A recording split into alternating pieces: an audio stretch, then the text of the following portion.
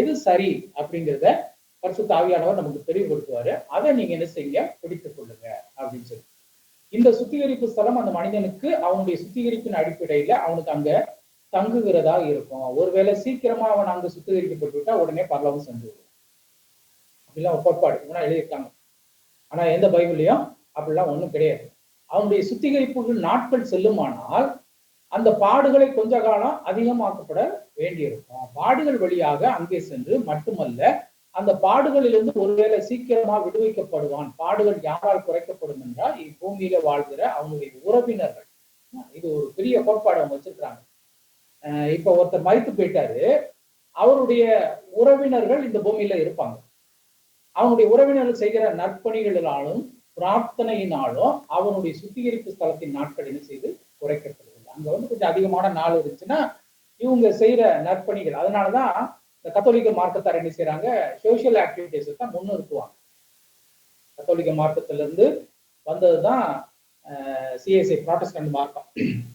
அது காரணம் என்னன்னா, அவர்கள் வேதாகமத்துல அந்த மொழிபெயர்ப்புல என்ன செய்திருக்கிறார்கள்னா, அப்போஸ்தலனாகிய பவுல் ரோமாபுரியருக்கு எழுதும்போது விசுவாசத்தினால ரட்சிக்கப்படுவான், நீதிமானாக்கப்படுவான் என்று சொல்லப்பட்டிருக்குது. அதை அவங்க கொஞ்சம் மாற்றி எழுதியிருக்காங்க.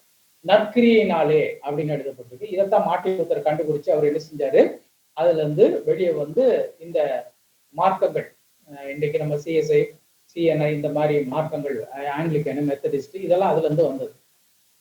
அதுல இருந்து வந்ததுதான் பெந்தேகோஸ்தே மார்க்கம். இந்த சீக்கிரமாக சுத்திகரிப்பு அடைந்து அவன் பரலோகம் செல்கிறான் என்று அவர்கள் நம்புகிறார்கள். ஆனா வேதம் இதை முற்றிலும் என்ன செய்கிறது, மறுக்கிறது.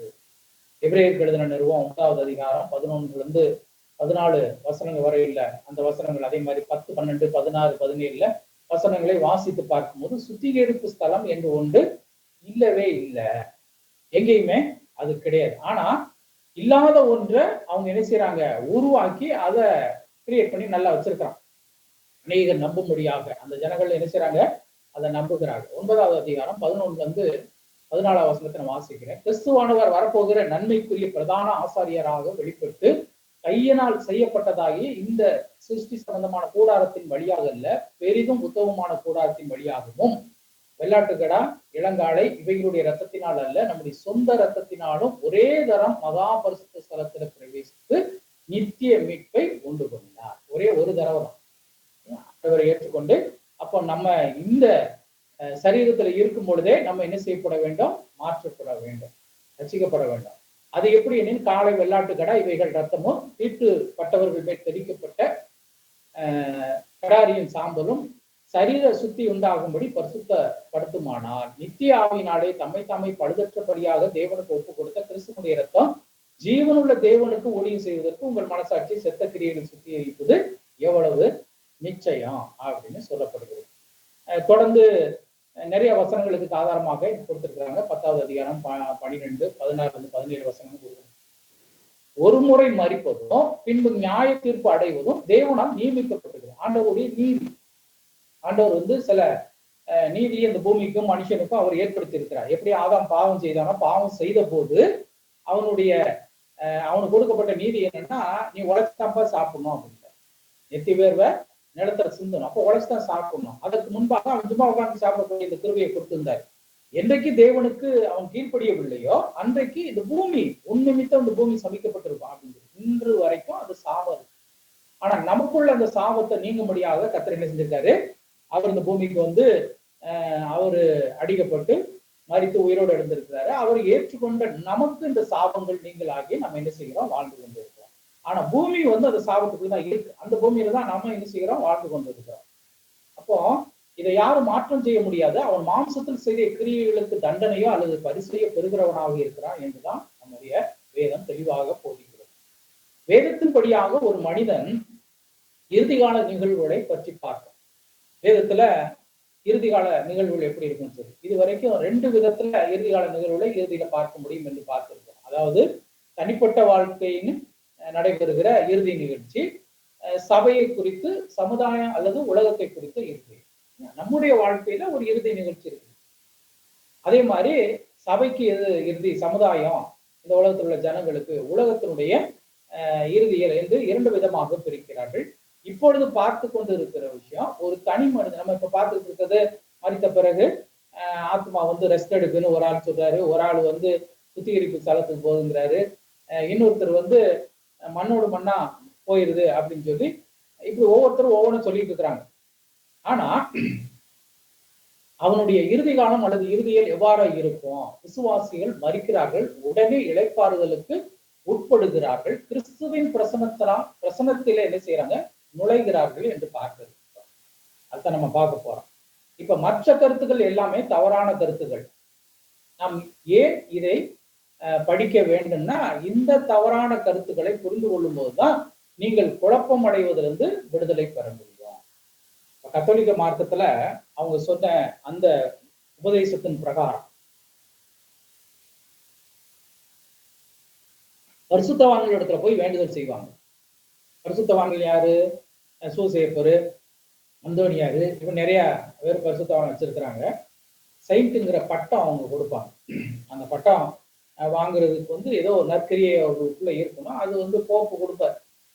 ஆமா, அவர்களை போய் வழிபடுவாங்க. ஏன்னா அவர்கள் அங்க அந்த சுத்திகரிப்பு ஸ்தலத்துல இருக்கிறவர்களுக்கு வேண்டுதல் செய்வாங்க அப்படின்னு சொல்லி இந்த மாதிரி நிறைய கோட்பாடு உள்ளடக்கி வைத்திருக்காங்க. இந்த தவறான இப்படிப்பட்டதான தவறான கருத்துக்களை புரிந்து கொள்ளும் போதுதான் நம்ம குழப்பம் அடைவதில் வந்து விடுதலை பெற முடியும். சத்தியத்தை அறிவீர்கள், சத்தியம் என்ன செய்யும்? உங்களை விடுதலையாகும். அதை முழுமையாக நம்ம அறியாம இருந்தோம்னா நமக்கு விடுதலைங்கிறது வந்து ரொம்ப சாத்தியமற்ற ஒரு காரியமாக அது என்ன செய்யப்படும்? காணப்படும். தேவனுக்குள்ளே குறிப்பாக வேதாம கல்லூரியில பயிலுகின்ற நம்ம தெளிவா இருக்கணும். மற்றவர்களுக்கு போதிப்பதற்கு நானும் பைபிள் காலேஜ் படிச்சிருக்கிறேன், எனக்கு சர்டிஃபிகேட்லாம் கொடுத்துருக்குறாங்க அப்படின்னு சொல்வதை காட்டிலும் அதை போதிப்பதுல நம்ம என்ன செய்யணும்? தெளிவாக இருக்க வேண்டும். ஆகவேதான் நான் பல கருத்துக்களையும் உலகத்தில் பல விதமாக சொல்லுகிற கருத்துக்களையும் நாம் தெரிந்து வைத்துக் கொண்டு அதை தெரிந்து கொள்ள வேண்டும். பின்பு தெளிவான ஒரு கருத்தையும் கற்று வைத்துக் கொள்கிறோம். எல்லாவற்றையும் அறிந்துவிட்டு எது சரியானதுங்கிறதை நம்ம கற்றுக்கொண்டு இருக்கிறோம்.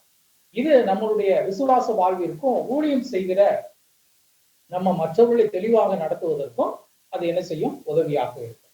நமக்குள்ள இந்த அறிவு இல்லைன்னா அது என்ன செய்யும்? அது சரியான ஒரு நடத்துதலுக்குள்ள போகாது. நம்ம வாழ்க்கை அப்படி இருக்கும். நம்ம மற்றவர்கள் எப்படி நடத்துறது? ஆசாரியனுடைய வாயில என்ன செய்யும்? ஞானம் விளங்குன்னு சொல்லியிருக்கிறாங்க. ஆசாரியன்கிட்ட போனோம்னா, ஒரு பாஸ்டர்கிட்ட போனோம்னா அவர் வாயை திறந்த வசனம் வேதம் வரணும், ஞானம் விளங்கணும் அப்படின்னு சொல்லி இன்றைக்கு இப்படிப்பட்ட ஆசாரியர்கள் என்னென்னத்தையோ பேசிட்டு இருக்கிறாங்க. ஏற்கனவே சற்று முன்னர் வைத்த அநேக கருத்துக்கள், அதாவது மற்றவர்கள் எவ்வாறெல்லாம் நம்புகிறார்கள் என்பதன் அடிப்படையிலும் வேதம் நமக்கு என்ன சொல்லுகிறது என்பதையும் இப்பொழுது தெளிவாக புரிந்து கொள்ள வேண்டியது ரொம்ப அவசியமாக இருக்கிறது. பாவியும் நீதிமானும் தொடர்ந்து இருக்கிறார்கள். மரித்த பின்பதாக அவர்கள் மீண்டும் உயிரோடு எழும்பும் வரையில் உணர்வுள்ள ஒரு நிலையிலே இருக்கிறாங்க. அவர்களுக்கு வந்து உணர்வு இருக்கு. வேத ஆதார வசனத்தின் ஆதாரங்கள் அடிப்படையிலேயே இந்த குறிப்புகள் எல்லாம் எழுதப்பட்டிருக்கு. அப்போ அவங்க உணர்வு இல்லாம கிடையாது. அந்த சரீரம் தான் என்ன செஞ்சு மண்ணுக்கு போயிருக்கு. ஆத்மாவுக்கு வந்து உணர்வு இருக்குது. விசுவாசிகளாய் இருப்பாரானால், ரட்சிக்கப்பட்டவர்களாய் இருப்பார்களானால் அவர்கள் தேவனோடு தொடர்பு கொள்ளுகிற நிலையிலே அவங்க என்ன செய்யறாங்க? இருக்கிறாங்க. ஆண்டவரோடு ஒரு தொடர்பு வச்சுக்கிற நிலையிலே அவங்க இருக்கிறாங்க. மற்றவர்களுக்கும் தேவனை பற்றி ஒரு உணர்வு, ஒரு வேதனை அங்க என்ன செய்யும்? காணப்படும். ஆண்டவரோடு ஒரு தொடர்பு காணப்படும். அதே மாதிரி தேவனை பற்றி ஒரு உணர்வு, ஒரு வேதனையும் அங்க இருக்கும்.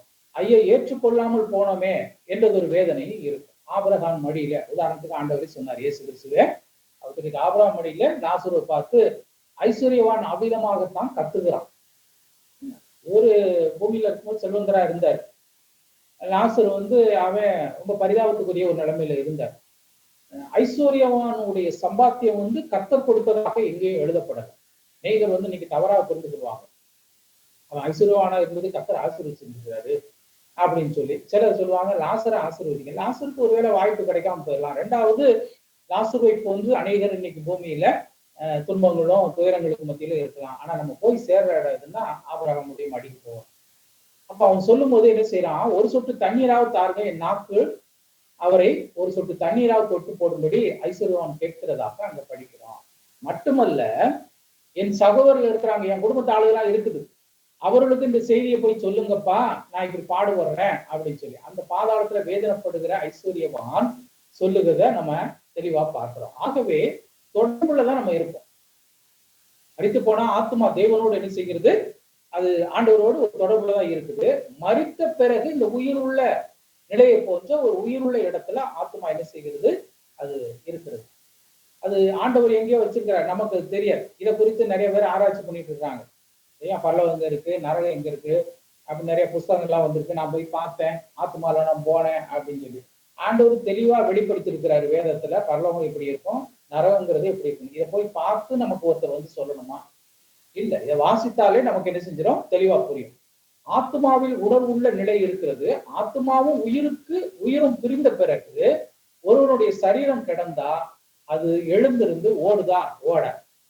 அதுக்கு உணர்வு கிடையாது. அந்த சரீரத்தை முன்பு இருந்த ரத்தம் இருக்கிறது, நரம்பு போன்ற எல்லாமே இருக்குது. ஆனா ஆத்மாவும் உயிரும் பிரிந்து போன பிறகு அங்க என்ன செய்யல? உணர்வு இல்லாததான் அது மாறிவிடுது. அப்ப அந்த உணர்வு எதுல இருக்கிறதுன்னா ஆத்மாலதான் இருக்கு. இந்த சரீரத்துல ஆத்மா இருக்கிற வரைக்கும் தான் அந்த உணர்வுகள் என்ன செய்யும்? இருக்கும். நம்ம அழுகிறோம், சிரிக்கிறோம், இதெல்லாம் உள்ளத்தின் ஆழத்திலிருந்து வரக்கூடிய உணர்வுகள். செத்த பிறகு அந்த பணம் வந்து அழுகுதா, சிரிக்குதா, ஒண்ணும் செய்யாது, அதுவாட்டு கிடக்கும். அப்ப ஆத்மாவிலதான் இந்த இப்படிப்பட்டதான உணர்வுகள் எல்லாம் இருக்கிறது. இது மரித்த பிறகு ஆவியோடு கடந்து என்ன செஞ்சிருக்கு? அது போயிருக்கு. பாதாளத்துல வேதனை இருக்கிறது. பரிசுத்தவான்கள் நிலையோ பரதேசியில இளைப்பாறுகிறார்கள் என்று வேதத்துல நம்ம வாசிப்போம். நேரா பரலோகம்லாம் கிடையாது. ஆண்டவர் நியமித்த ஒரு இடத்துல போய் பரதேசியில அவர்கள் இளைப்பாறுகிறார்கள் என்று வேதத்தை சொல்லப்பட்டிருக்கு. இதை நாம் வெளிப்படுத்தின விசேஷத்த புத்தகத்துல இதை தெளிவா வாசிக்க முடியும். வாசித்து பார்த்தோம்னா கொஞ்சம் ஆரம்ப கால விசுவாசிகளுக்கு இந்த வெளிப்படுத்தின விசேஷம்லாம் கொஞ்சம் கடினமா இருக்கும், ஒண்ணும் புரியாது. எசேக்கியேலு அப்புறம் வெளிப்படுத்தின விசேஷம் இதெல்லாம் கொஞ்சம் கிரந்தம் மாதிரி இருக்கும், ஒன்றும் புரியாத மாதிரி இருக்கும். ஆனா திருப்பி வாசிக்கும் போது பரிசுத்த ஆவியானவர் நமக்கு தேவையான சத்துவங்களை அதுல இருந்து என்ன செய்வாரு? நமக்கு எடுத்து கொடுத்து அவர் போதுமானவராக இருக்கிறார். அதனால அநேக முறை நானும் வாசித்து இருக்கிறேன். ஒவ்வொரு தடவை வாசிக்கும் போது புதுமையாக இருக்கும். இது வரைக்கும் இது பார்க்காத மாதிரி இருக்க அப்படின்னு நமக்கு தோன்றும். இந்த நியாய தீர்ப்புக்கும் மரித்த நிலைக்கும் இடையில ஆவியும் ஆத்மாவும் அங்கே இளைப்பாறுகிற இடத்துக்கு என்ன செய்கிறது? அது கடந்து செல்கிறது. இல்லாவிட்டால் வேதனைப்படுகிற பாதாளத்துக்கு செல்லுகிறது என்று பார்த்தோம். மரித்தவுடன் இந்த பரிசுத்த ஆத்மா பரலோகத்துல மகிழ்கிறது போல் மகிழ்கிற ஒரு பரதேசிக்கு அது என்ன செய்யுது? செல்லுகிறது. ஆனா இந்த பாவியான மனுஷன் உணர்வோடு கூட அந்த வேதனையை அனுபவிக்கிற இடமான பாதாளத்தில் செல்கிறான் என்பதை நம்ம என்ன செய்கிறோம்? பார்க்கிறோம். பாதாளம் எப்படின்னு அங்கேயும் சொல்லப்பட்டிருக்கு. ஆனா இன்னைக்கு அதை நம்பக்கூடிய மனிதர்கள் வெகு குறைவுதான். இதெல்லாம் நடக்குமா? அது எப்படிங்க? ஆவி ஆத்மா எப்படிங்க அங்க போய் அனல்ல கிடக்கும்? அக்னியில் எப்படி இருக்கும்? புழுக்கு அடிக்குமா? புழு சாகாதான்? இப்படிலாம் நிறைய பேர் விளக்கம் கேட்டுட்டே இருப்பாங்க. ஆமா. ஆக நாம் தெரிந்து கொள்ள வேண்டிய விஷயம் என்னவென்றால், ஒரு விசுவாசியினுடைய ஆவி ஆத்மா சரீரத்தை விட்டு பிறந்து தேவனுடைய பிரசனத்துக்குள், அதாவது கிறிஸ்துவின் பிரசனத்துக்குள் நுழைவதாக வசன ஆதாரங்கள் 2 கொரிந்தியர் புத்தகம் 5வது அதிகாரம் 1-8, லூக்கா 23:43, எபிரேயர் 12:23, அதே மாதிரி பிரசங்கி வந்து 12:7 இருக்கு. இந்த மாதிரி அநேக கிறிஸ்தாந்தமான வசனங்கள் நமக்கு என்ன செய்யப்பட்டது? கொடுக்கப்பட்டது. பரலோகத்துல பேர் எழுதியிருக்கிற முதற் பேரானவர்களின் சர்வசங்கமாகிய சபையினிடத்திற்கும் யாவருக்கும் நியாயாதிபதியாக தேவனிடத்திற்கும் பூரணராக்கப்பட்ட நீதிமான்களுடைய ஆவிகள் நடத்திருக்கோம். அங்கதான் நம்ம போறோம். சரியா? பரிசுத்தவான்களுக்கு அந்த இடத்தை தான் கர்த்தர் என்ன செஞ்சிருக்காரு? நியமித்து வைத்திருக்கிறார். அதனை அறிந்து கொள்ளலாம். அப்போ கிறிஸ்துவின் பிரசன்னத்துக்குள்ள அது என்ன செய்கிறது? செல்லுகிறது. ஆண்டவருடைய அந்த பிரசன்னத்துக்குள்ளதான் போகுது. அவருடைய பிரசன்னத்துக்குள்ளாக அடக்கி வைக்கப்படுகிறது. உணர்வுள்ளவர்களாக அங்கு இருக்கிறோம். அதே போல இந்த சரீரத்தை குறித்த பரிசுத்தவான்கள் உண்மையாகவே உயிரோடு இருக்கிறவர்களாகவே இருக்கிறார்கள். அந்த ஆத்மா மரணத்தை பார்க்காதபடிக்கு உயிரோடு உள்ளவர்களாகவே அவர்கள் இருக்கிறார்கள். அவர்களுக்கு உணர்வுகள்லாம் இருக்கும்.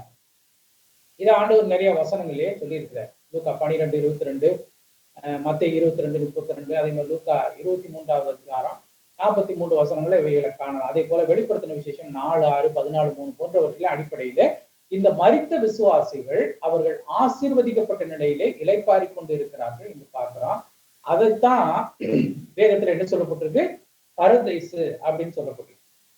பரதேசுங்கிறதுக்குரிய விளக்கம் வந்து அப்படித்தான் கொடுக்கப்பட்டிருக்கு. லூக்கா எழுதின விசேஷம் 12வது அதிகாரம் 2வது வசனத்துல, பின்பு அவர் தம்முடைய சீஷரை நோக்கி, இப்படி இருக்குல்ல, என்னத்தை உண்போம்? 12:22 லூக்கா. இல்ல, அதெல்லாம் கொஞ்சம் சில வசனங்களை வந்து நீங்க குறிப்புகளை உள்ள எடுத்து பாருங்க. சில இது வந்து தவறாகவும் அங்க என்ன செய்யப்படுகிறது காணப்படுது. அதாவது நம்பர்ல தவறா கைப்பிடிச்சிருக்காங்க. அதே மாதிரி 23:43 23:43 சொல்லும் பொழுது, இயேசு அவனை நோக்கி, இன்றைக்கு என்னுடனே கூட பரதேசில் இருப்பாய் என்று மெய்யாகவே உனக்கு சொல்லுகிறேன். யாருக்கு சொல்றாரு? சிலுவையில.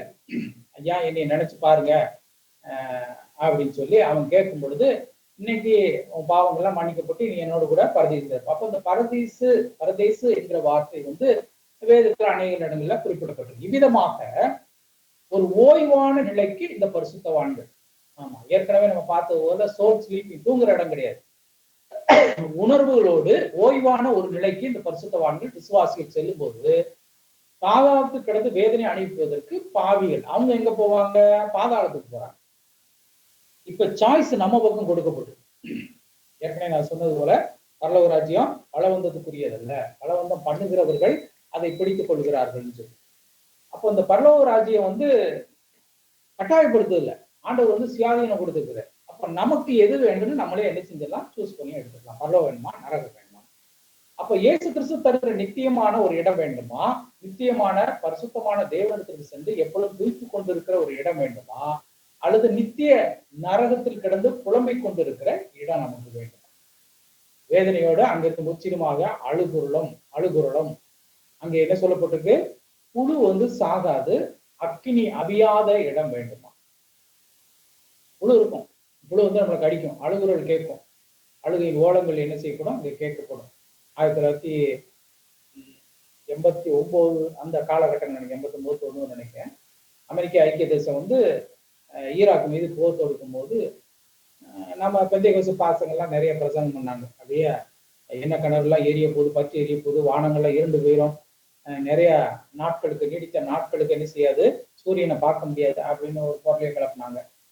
ஆமா, அதுக்கப்புறம் அதாவது என்னன்னு தெரியாம பிரசங்கம் பண்றது, இவர்களாம் சில விஞ்ஞானத்தினுடைய கூற்றுகளை வைத்துக் கொண்டு பிரசங்கம் பண்ணுது. சிலர் பிரசங்கம் பண்ணும்போது என்ன சொன்னாங்க, ஏதோ ஒரு கிணறு, என்ன கிணறு, அதுல வந்து அடியில இருந்து அழுகையின் ஓலம் சத்தம் கேட்டுச்சு அப்படின்னு சொல்லி, சத்தம் கேட்டுச்சு, அதுல காது கொடுத்து ஆடியோ எல்லாம் ரெக்கார்ட் பண்ணி பார்த்தா அது நரகமாக இருக்கலாம் அப்படின்னு ஒரு கணிப்பு. அது ஒரு பிரசங்கம் போயிடுச்சு.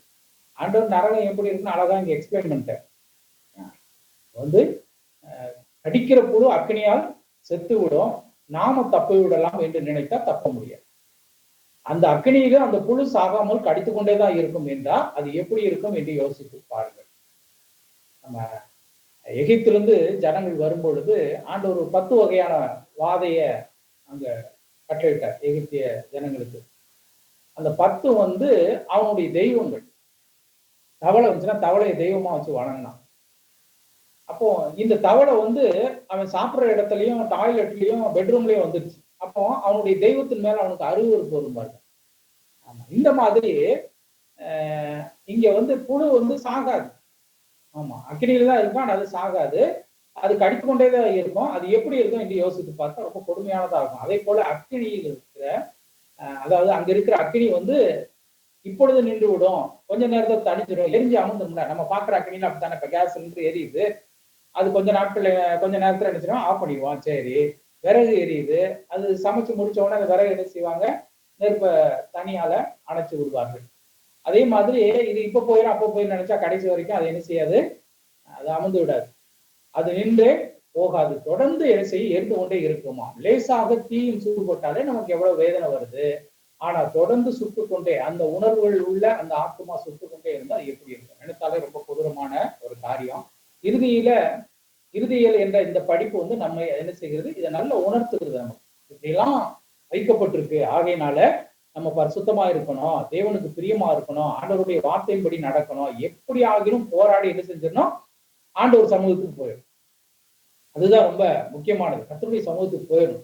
கஷ்டம் தான், அந்த உலக வாழ்க்கையில போராட்டம் பாடுகள் உண்டு. ஆனா ஆண்டவர் என்ன சொல்லிட்டாரு, திறன் கொள்ளுங்க, நான் உலகத்தை ஜெயித்தேன், நீங்களும் என்ன செய்வீங்கப்பா, ஜெயிப்பீங்க அப்படின்னு சொல்லி நமக்கு ஆறுதலாக அநேக வார்த்தைகளை என்ன செஞ்சிருக்கிறாரு, ஆண்டவர் சொல்லியிருக்காரு. நம்முடைய துக்கங்கள்லாம் மாறும் அப்படின்னு ஆண்டவரே சொல்லியிருக்காரு.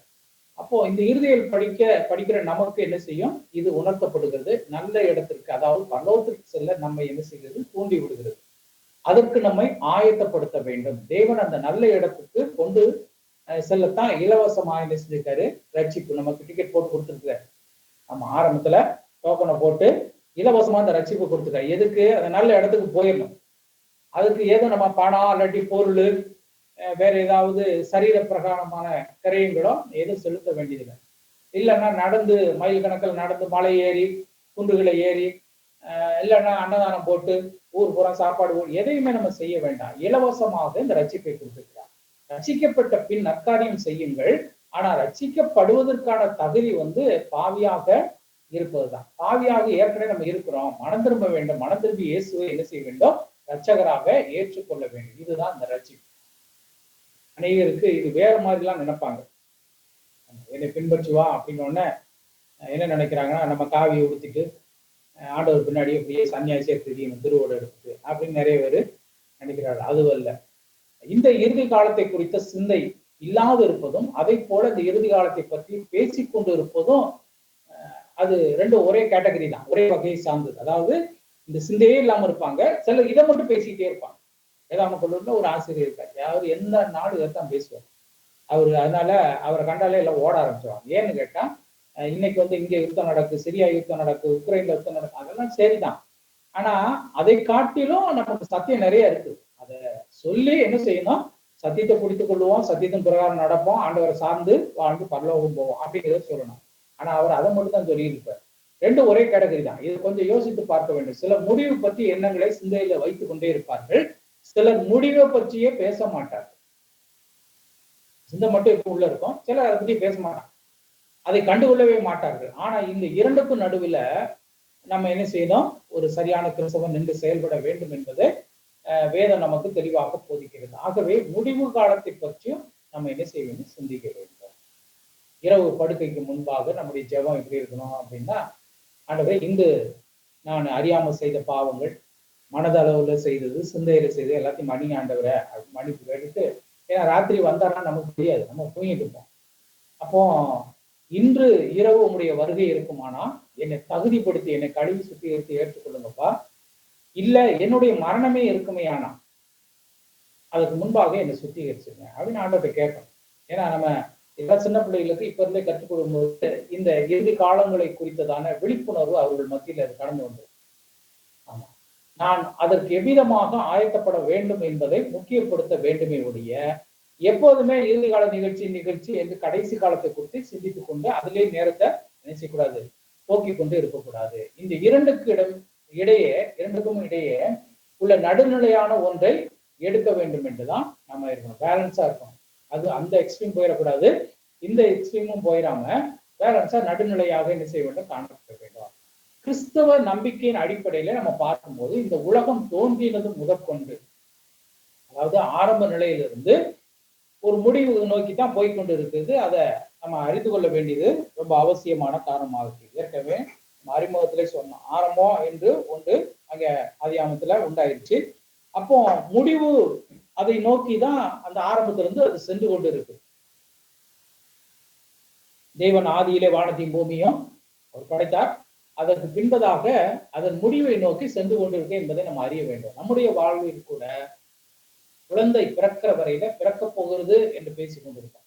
ஒரு குழந்தை பிறக்க போறது அப்படின்னா எப்ப பிறக்க போகுது அதை குறித்தே நம்ம பேசிக்கணும். அதாவது பிறக்கிற வரையிலும் பிறக்கிற போகிறதை குறித்து பேசிக் கொண்டிருக்கோம். பிறந்த பிறகு என்ன செய்வோம்? அடுத்த நிமிடத்திலிருந்து அது மரணத்தை நோக்கி பயணிக்கிறது என்பதை நம்ம உணர வேண்டும். நம்ம எல்லாம் பிறந்துட்டோம். அது பிறப்பதற்கு முன்பாக அதை குறித்து நம்முடைய பெற்றோரோ உற்றார உறவினர்களோ பேசிக்கொண்டே இருந்திருப்பாங்க. ஆனா பிறந்த பிறகு நம்முடைய பயணம் எதை நோக்கி போய்கொண்டு இருக்கிறதுன்னா மரணத்தை நோக்கி போய்கொண்டு, சரீர மரணத்தை. மரணம்னா மொத்த மரணம் கிடையாது, ஆத்மாவு கிடையாது, சரீர மரணத்தை நோக்கி அது பயணிக்கிறது என்பதை நம்ம உணர வேண்டும். இந்த உண்மையை நாம் உணர்கிறது இல்லை. அதை நிறைய பேரு அந்த உணர்வே இல்லாம இருக்கு. நம்முடைய பயணம் மரணத்தை நோக்கி போய்கொண்டு இருக்கிறது. ஆகவே மரணத்துக்கு பின்பான வாழ்வு எது என்பதை நாம் சிந்திக்க வேண்டுமே ஒழிய மரணம் வருகிறது என்று யோசித்துக் கொண்டிருப்பதுல பிரயோஜனம் கிடையாது. மரணம் வருதுன்னு யோசிச்சுட்டே இருந்தோம்னா இந்த வாழ்க்கையை சரியா வாழ முடியாது. ஆண்டவர் நம்முடைய பிறப்பை முன்குறித்திருக்கிறாரு, இறப்பை முன்குறித்திருக்கிறாரு. ஆனா நமக்கு சொல்ல மாட்டார். ஏன்னு கேட்டா, பிறப்பு சொன்னா கூட சந்தோஷமா இருக்கும். இறப்பு குறித்து இறப்பு தேதி இந்த தேதி நம்ம மறித்து விடுவோம் அப்படின்னு சொன்னோம்னா அது துக்ககரமா மாறி அதுக்கப்புறம் எத்தனை ஆண்டுகள் இருந்தாலும் சரி, எத்தனை மாதங்கள், எத்தனை வாரங்களோ நாட்கள்ல உயிரோட இருந்தாலும் சரி, அது நம்ம கசப்பாவே இருக்கும். அதனாலதான் ஆண்டவர் இதெல்லாம் வெளிப்படுத்துவது கிடையாது. அப்போ மரணத்துக்கு பின்பான வாழ்வு எது என்பதை சிந்திக்க வேண்டுமே ஒழிய மரணம் வருது வருது அப்படின்னு சொல்லி அதை யோசித்துக் கொண்டிருப்பதில பிரயோஜனம் கிடையாது. ஆகவே கிறிஸ்துவ நம்பிக்கையின்படி இந்த உலகமானது இறுதி காலத்தை என்ன செய்து நோக்கி ஓடிக்கொண்டிருக்கு. கடைசி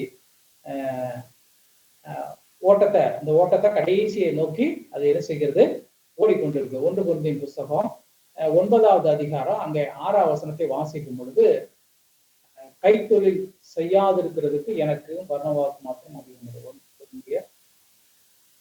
மன்னிக்கணும், 9:26 26ஆம் வசனத்துல வாசிக்கும் பொழுது, ஆதலால் நான் நிச்சயம் இல்லாதவனாக ஓடேன், ஆகாயத்தை அடிக்கிறவனாக சிலம்பம் பண்ணேன், மற்றவர்களுக்கு பிரசங்கம் பண்ண நான் தான் அப்படின்னு சொல்லி அடுத்ததுல அவரு கோட் பண்ற சில காரியங்களை தெளிவாக அப்போஸ்தலனாகிய பவுல் இதை குறித்து குறிப்பிட்டார். அதே மாதிரி 2 தீமோத்தேயு 4:7 பார்க்கலாம். பவுல் அவ்விதமாக ஆவியானவர் தூண்டி ஏவினபடியினால் அவர் சொல்லியிருக்கார். நிச்சயமாக இந்த ஓட்டத்துக்கு ஒரு லக்கு இருக்கு. ஆமா, அதாவது அந்த ஆகாயத்தை பார்த்து சிலம்பம் பண்ணாம, சிலம்பம்னா 2 பேர் இருக்கணும், 2 பேரை அடிச்சு அங்க என்ன செய்யணும், அந்த சிலம்பத்தை செய்ய வேண்டும். அப்போ ஒரு லக்கு, அந்த லக்கை நோக்கி நான் ஓடிக்கொண்டிருக்கிறேன். பிலிப்பியர் 3வது அதிகாரத்திலும் பவுல் இதைத்தான் சொல்றாரு. ஒரு லக்கு இருக்கிறது, அதை நோக்கி இந்த கிறிஸ்தவ வாழ்வு ஓடிக்கொண்டு இருக்கிறது. இந்த உலகமும் அவ்வாறு தான் இருக்குது. ஏற்கனவே பார்த்தது போல இறுதி கால நிகழ்ச்சி என்பது தனிப்பட்ட மனிதனுக்கு பொருந்தும், உலக வரலாற்றுக்கும் பொருந்தும். இந்த லக்குங்கிறது கிறிஸ்தவர்களுக்கு கட்டாயம் தெரிந்திருக்க வேண்டும். என்ன அந்த கடைசியில முடிவு, எதை நோக்கி நம்ம பயணிக்கிறோம், ஓடிக்கொண்டு இருக்கிறோம் அப்படிங்கிறது நமக்கு தெரியும். மற்ற மார்க்கத்தாருக்கு இது கொஞ்சம் அரிதான ஒரு காரியமாக இருக்கு. ரிலிஜன் பாடத்துல சொல்லும் பொழுது இந்த மார்க்கத்துல என்ன செய்யறான், அவன் ஆத்மா என்ன செய்து பிரம்மாத்மாவோட அது போய் ஐக்கியமாயிடும்.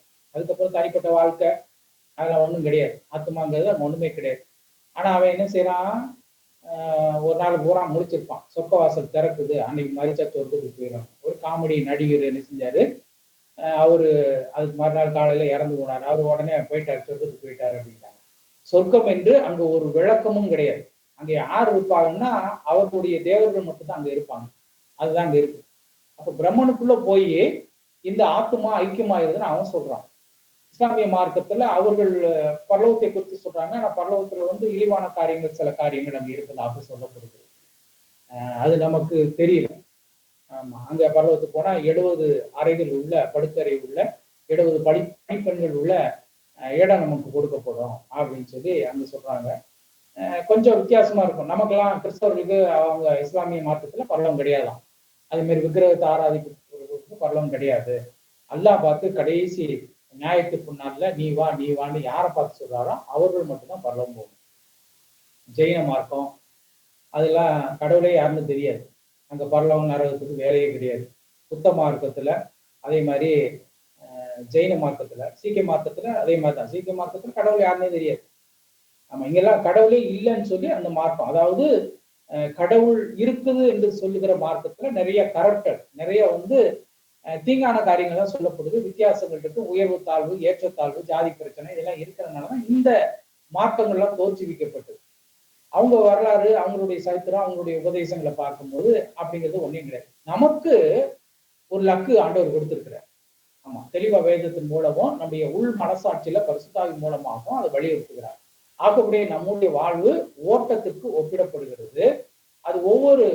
அது ஒரு லக்கை நோக்கி என்ன செய்கிறது, போய்கொண்டு இருக்குது என்பதை அறிய வேண்டும். அந்த கடைசி லக்கு ஒரு நித்தியமான சந்தோஷம் இருக்குது என்றுதான் யோவான் எழுதின சுவிசேஷம் 13வது அதிகாரம் 17வது வசனத்துல அங்கே சொல்லப்படுகிறது.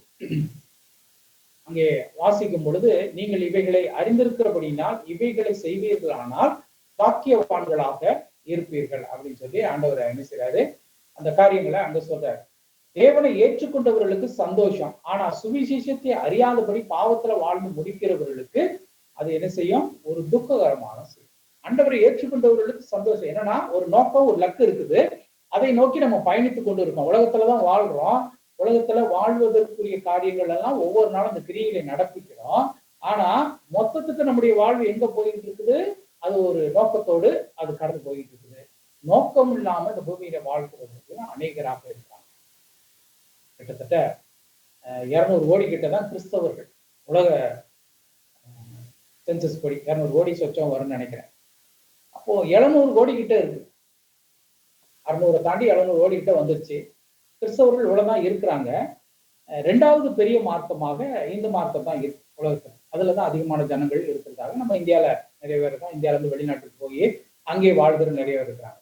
இப்ப இந்த 200 கோடியிலேயே இந்த நோக்கத்தை, இந்த லக்க அறிந்தவர்கள் எத்தனை பேர்னு நமக்கு தெரியும். கத்தோலிக்க மார்க்கத்தாருக்கு இது தெரியாது.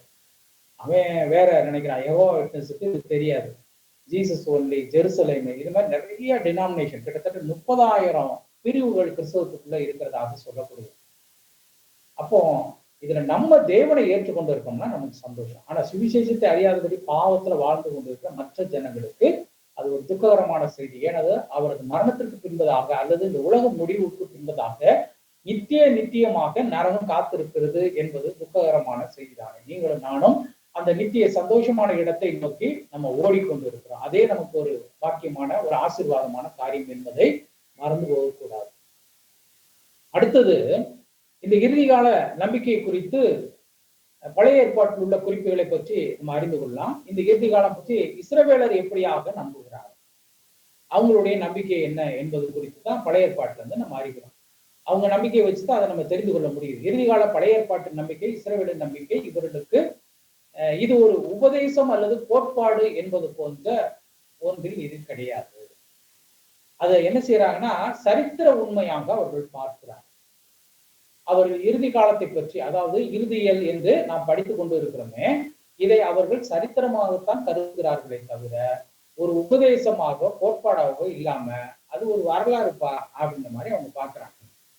3 சொற்றொடர் மூலமாக அதை என்ன செய்யறாங்க, அவங்க விளங்கி கொண்டார்கள். இந்த பழைய பாட்டின் அடிப்படையில் நம்ம பார்க்கிறோம். அதுல முதலாவது என்ன சொல்லப்படுதுன்னா அந்நாட்களில் என்று சொல்லப்படுகிறது.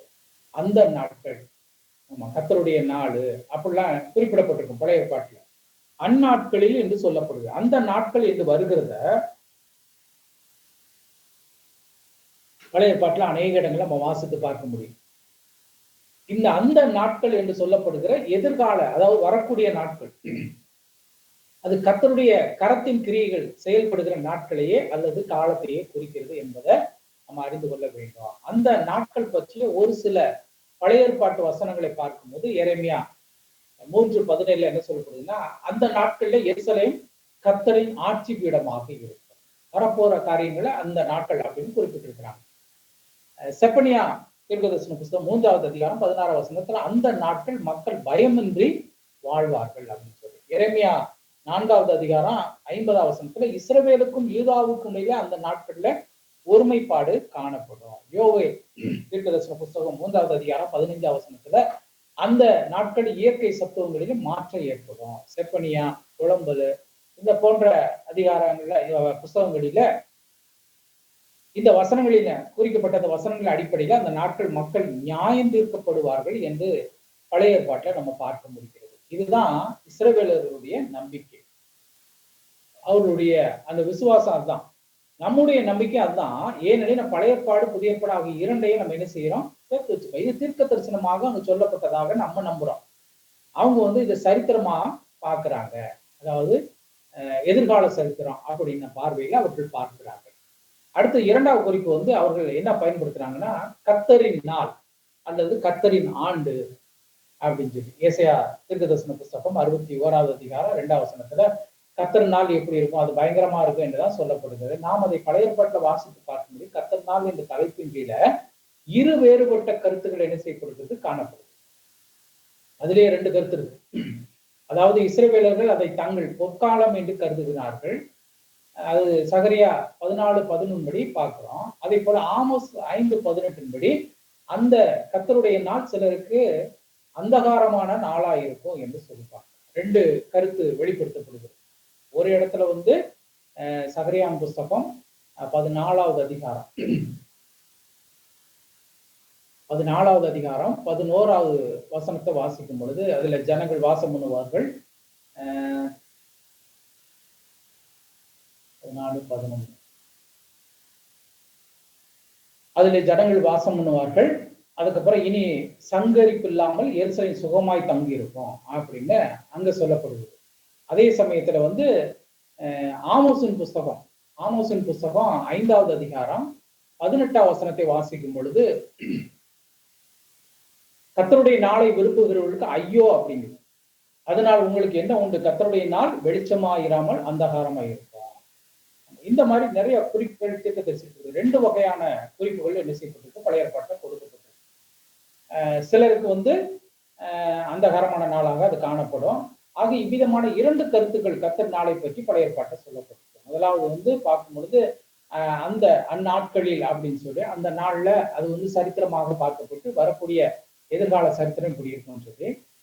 இரண்டாவது பயன்படுத்த வந்து கர்த்தருடைய நாள் வந்து ஒரு இடத்துல அது இஸ்ரவேலருக்கு பொற்காலம், ஆசீர்வதிக்கப்பட்ட காலங்களாகவும் இருக்கும். அதே சமயத்துல இன்னொரு இடத்துல என்ன சொல்லப்பட்டிருக்கு? கர்த்தருடைய நாள் வந்து அந்தகாரத்துக்குரியதாக சொல்லப்படுகிறது. மூன்றாவது மேசியாவின் யுகம் அப்படின்னு சொல்லி சொல்லப்பட்டிருக்கு. தேவன் தாவீதுடன் ராஜ்யம் குறித்ததான உடன்படிக்கை செய்தார் என்று 2 சாமுவேல் 7வது அதிகாரத்துல பார்க்க முடிகிறது.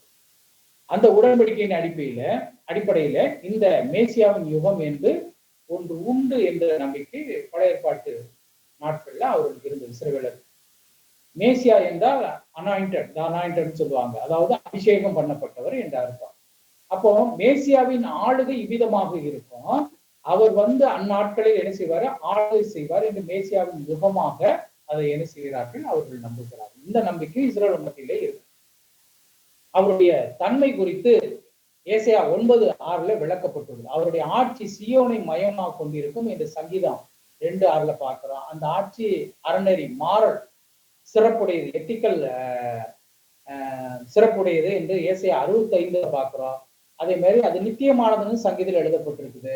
அந்த ஆட்சியில அமைதியா இருக்கும், சமாதானம், பீஸ்ஃபுல்லாக அந்த ஆட்சி இருக்குன்னு சொல்லி சங்கீதம் 62 குறிப்பிடப்படும். இதெல்லாம் மேசியாவை குறித்ததான சங்கீதங்கள். அதே மாதிரி செழிப்பானது, வளம் நிறைந்ததாக 72வது சங்கீதத்தில் சொல்லும். இவ்விதமாக மேசியாவின் யுகம் காணப்படும் என்று சொல்லி அவர்கள் நம்பினார்கள். இதுதான் அந்த பழைய பாட்டுல இந்த நாளை குறித்ததான காரியங்கள். நம்ம அந்த கர்த்தருடைய நாள் வருகிற நாளை குறித்ததான காரியங்கள். அடுத்து பழைய பாட்டுல இந்த இறுதி காலத்தை குறித்து என்ன சொல்லுகிறது, கடைசி காலங்களை குறித்து என்ன சொல்லுகிறது அப்படின்னு பார்த்தா, இவ்விதமாக பழைய ஏற்பாடு இறுதி காலத்தை குறித்து அநேக காரியங்களை கூறியிருக்கிறது. அது அமைதியான காலமாக இருக்கும். மட்டுமல்ல, கர்த்தரின் நாள் சிலருக்கு அந்தகாரமாக இருக்கும். ஏற்கனவே பார்த்தது போல சிலருக்கு பொற்காலம், சிலருக்கு அந்தகாரமாக இருக்கும். இது அவங்களுடைய நம்பிக்கை. அப்ப நிச்சயமாக கர்த்தருடைய நாள், இறுதி நாள், நியாய தீர்ப்பின் நாள் சிலருக்கு அந்தகாரமான, அதாவது ஒரு கூட்டத்தாருக்கு அது அந்தகாரமா இருக்கும். தேவனை சாராதவர்கள், தேவனுடைய அடிச்சோடுல வாழாதவர்கள், பரிசுத்தம் இல்லாதவர்கள், அதே மாதிரி கர்த்தரால ரட்சிக்கப்படாதவர்களுடைய வாழ்க்கையில வந்து அந்தகாரமான நாட்களாகத்தான் அது காணப்படும். ஆனா நமக்கோ பரிசை பெறுகிற, ஜீவ கிரீடத்தை பெறுகிற நாளாக பார்க்கிறோம். அதற்கு நம்மை ஆயத்தப்படுத்துகிறோமா என்பதுதான் நம்முடைய சிந்தனையாக இருக்கிறது. நம்ம அந்த நாள் ஒருவேளை இன்னைக்கு இருக்குமோ, நாளைக்கு இருக்குமோ தெரியாது, எப்ப இருக்குன்னு தெரியாது. அதுக்கு நம்மை ஆயத்தப்படுத்துகிறோமா என்பதுதான் நம்முடைய சிந்தனையாக இருக்க வேண்டும். ஜெபித்து கர்த்தரிடத்துல நம்மை ஒப்பு கொடுக்க போறோம். கர்த்தருடைய 2ஆம் வருகை சபையுமாக இருக்குது. அவருடைய பகிரங்க வருகைக்கு முன்பாக சபை எடுத்துக்கொள்ளப்படுதல் என்ற நிகழ்வு நடைபெறும் என்று எதிர்பார்க்கிறோம். நம்முடைய எதிர்பார்ப்பு, நம்முடைய விசுவாசம் இதெல்லாம் என்னன்னா, ஆண்டவர் வந்து பகிரங்கமா ஒரு தடவை வருவார். அதாவது 3rd டைம், 3வது பகிரங்கமா தன்னை வெளிப்படுத்த வருவார். அப்ப 2வதுல வந்து தன்னை வெளிப்படுத்த மாட்டார். அவர் வந்து மத்திய ஆகாயத்துல நின்று கர்த்தருக்குள்ள மறைத்தவர்களை என்ன செய்வாரு? உயிர் பெற செய்வாரு. நம்ம ஜீவனோடு இருக்கிறவர்களும் மறுரூபமாகி தேவனுடைய சமூகத்துக்கு போயிடும். அதான் அங்கே சொல்லப்படுது. அப்ப இந்த பகிர வருகைக்கு முன்பாக சபை எடுத்துக்கொள்ளப்படுதல் என்ற நிகழ்வு நடைபெறும். அப்படிங்கிறத நம்முடைய விசுவாசமும் எதிர்பார்ப்பாரு.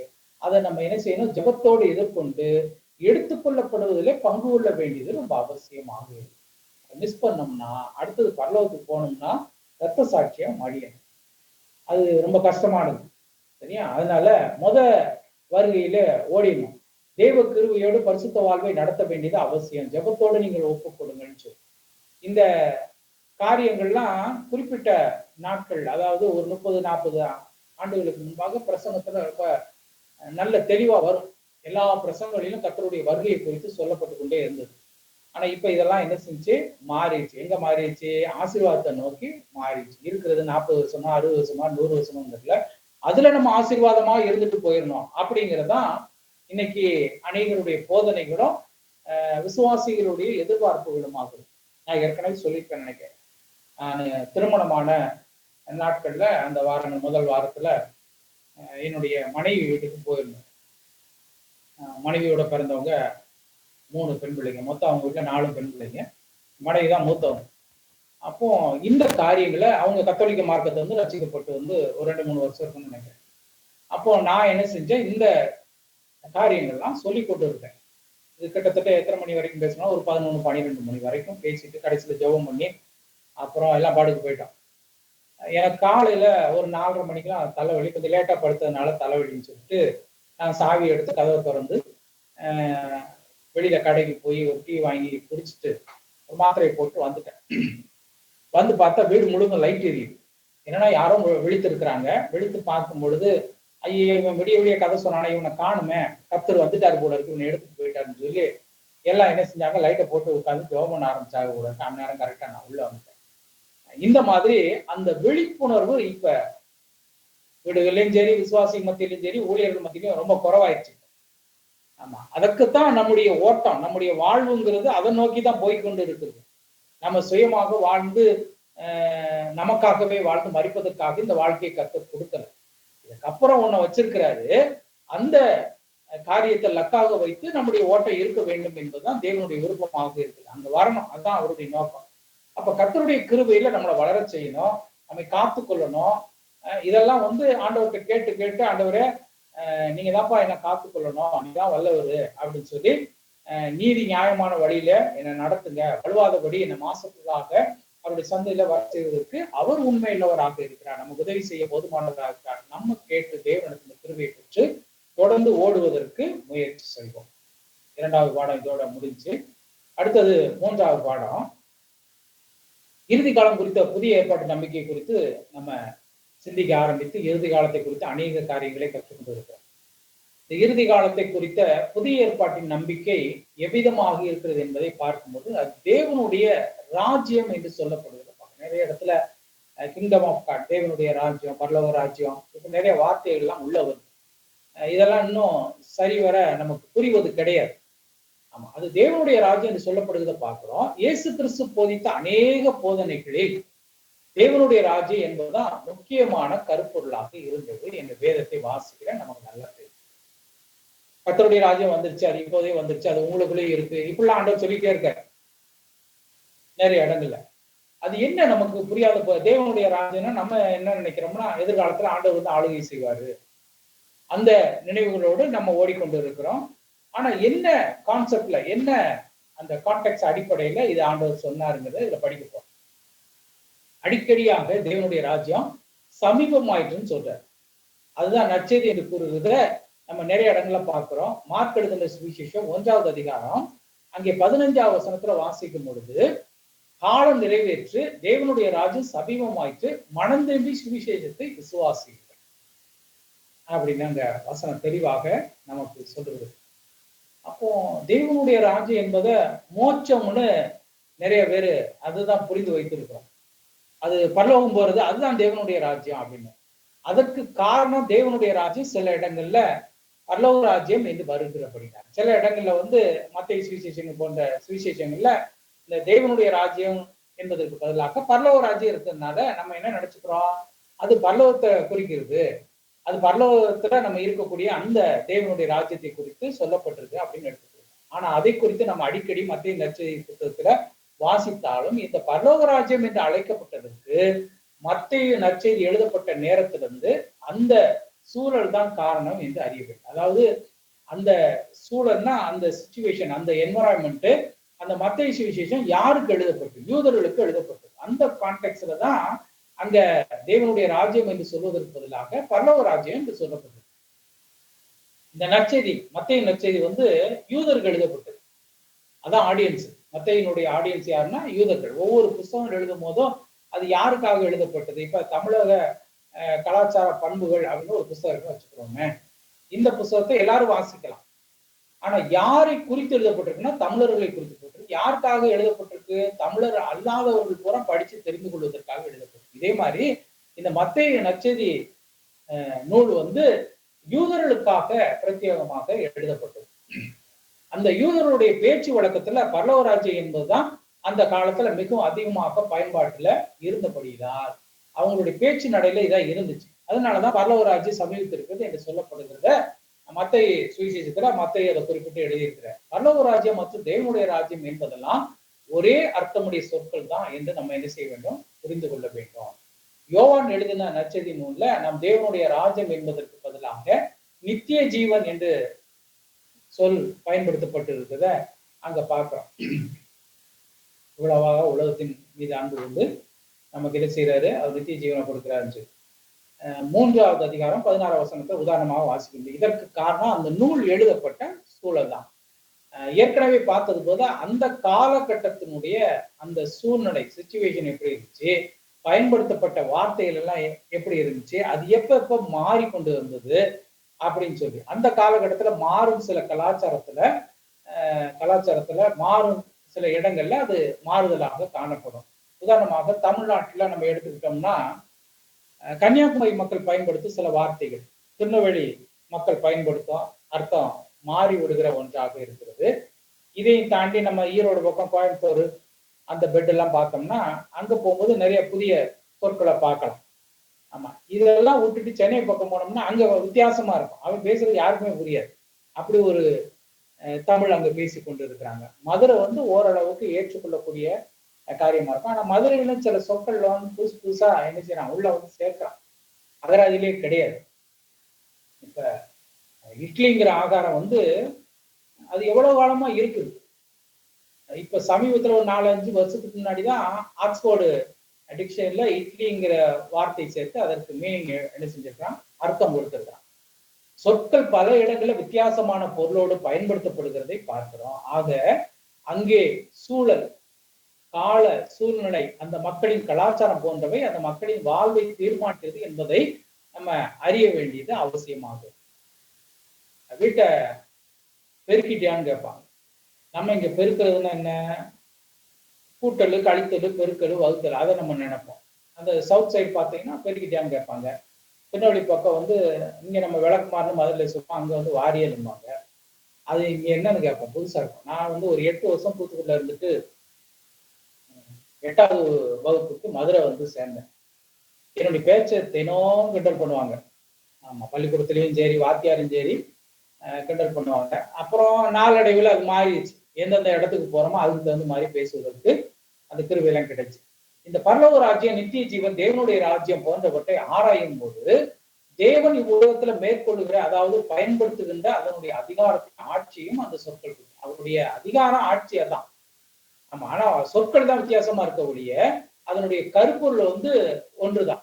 அப்ப நீங்களும் நாங்களும் இதை நன்றாக புரிந்து கொள்ள வேண்டும். கிரேக்க பதத்துல வந்து இதனுடைய அர்த்தம் என்னன்னா ராஜ்யம் அல்லது அரசின் அதிகாரத்துக்கு உட்பட்ட இடம் என்பதை நம்ம என்ன செய்ய வேண்டும், புரிந்து கொள்ள வேண்டும். ராஜ்யம் அப்படின்னா அரசனுடைய அதிகாரத்துக்கு உட்பட்ட ஒரு இடமாக இருக்குது. மத்தேயு சுவிசேஷம் 4வது அதிகாரம் அங்கே 12வது வசனத்தை வாசிக்கும் பொழுது யோவான் காவலில் வைக்கப்பட்டான் என்று இயேசு கேள்விப்பட்டு மத்தேயு சுவிசேஷம் 4:12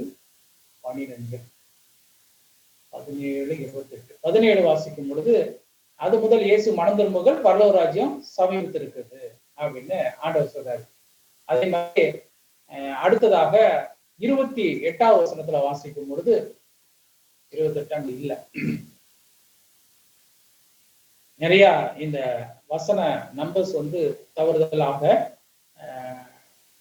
டைப் பண்ணியிருக்காங்க. அதை நீங்க ரெஃபரன்ஸ் எடுக்கும்போது கொஞ்சம் நல்லா பார்த்துக்கோங்க, பார்த்துட்டு அதை மாற்றிக்கொள்ளலாம். இந்த மாதிரி லூக்கா 17:21, யோவான் 18:36 போன்ற இடங்களை நம்ம இதை பார்க்க முடியும். தேவனுடைய அதிகாரம் செலுத்தப்படுகிறது, அதான் ஆளுகை கீழே உள்ள இடம். அவருடைய ராஜ்யம், அவருடைய ஆளுகை என்பது இது குறிக்கிறது. அப்ப கர்த்தராகிய இயேசு கிறிஸ்து நமக்கு கற்றுத்தந்த அந்த ஜெபத்தில் கூட உம்முடைய ராஜ்யம் வருவதாக ஆண்டவர் கற்றுத்தந்த ஜெபத்தில் அதானே இருக்கு.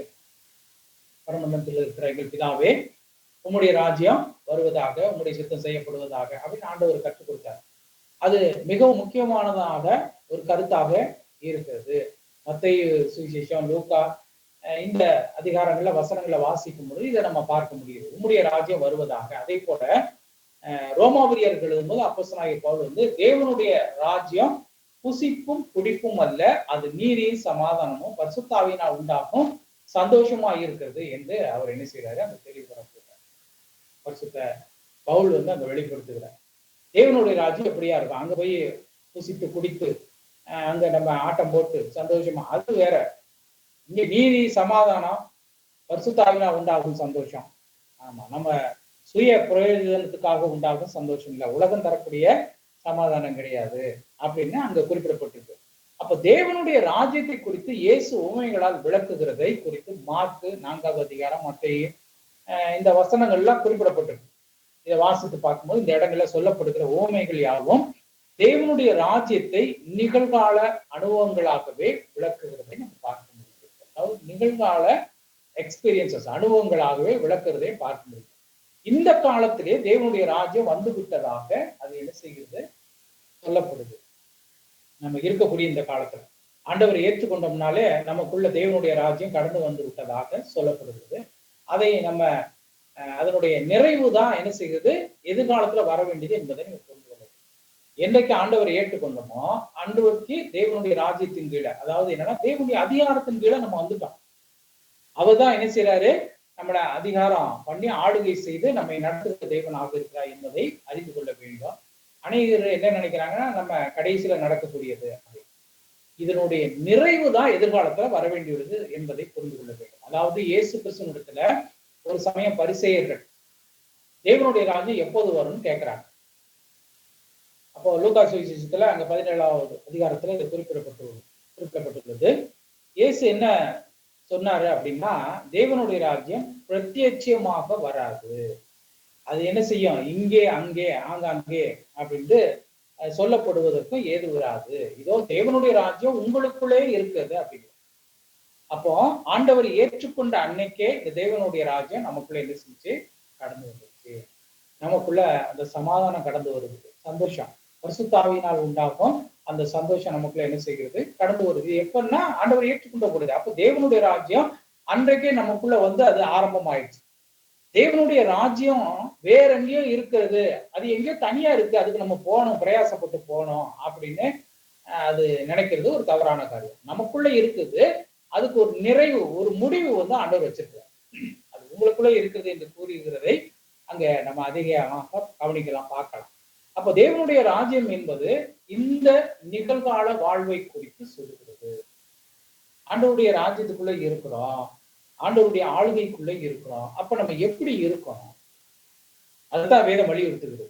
எப்படியாக நம்ம வாழணும். இப்ப சகையு ரட்சிக்கப்பட்டாரு, அவரு என்ன சொல்றாரு, அவருடைய மனம் திரும்புதல்ல ₹1 அதிகமா ஆகியிருந்தேன்னா நான் என்ன செய்யறேன், நாளத்தனையாக திருப்பி கொடுத்தேன். ₹1 வாங்கினேன்னா நான் ₹4 திருப்பி கொடுத்துறேன்.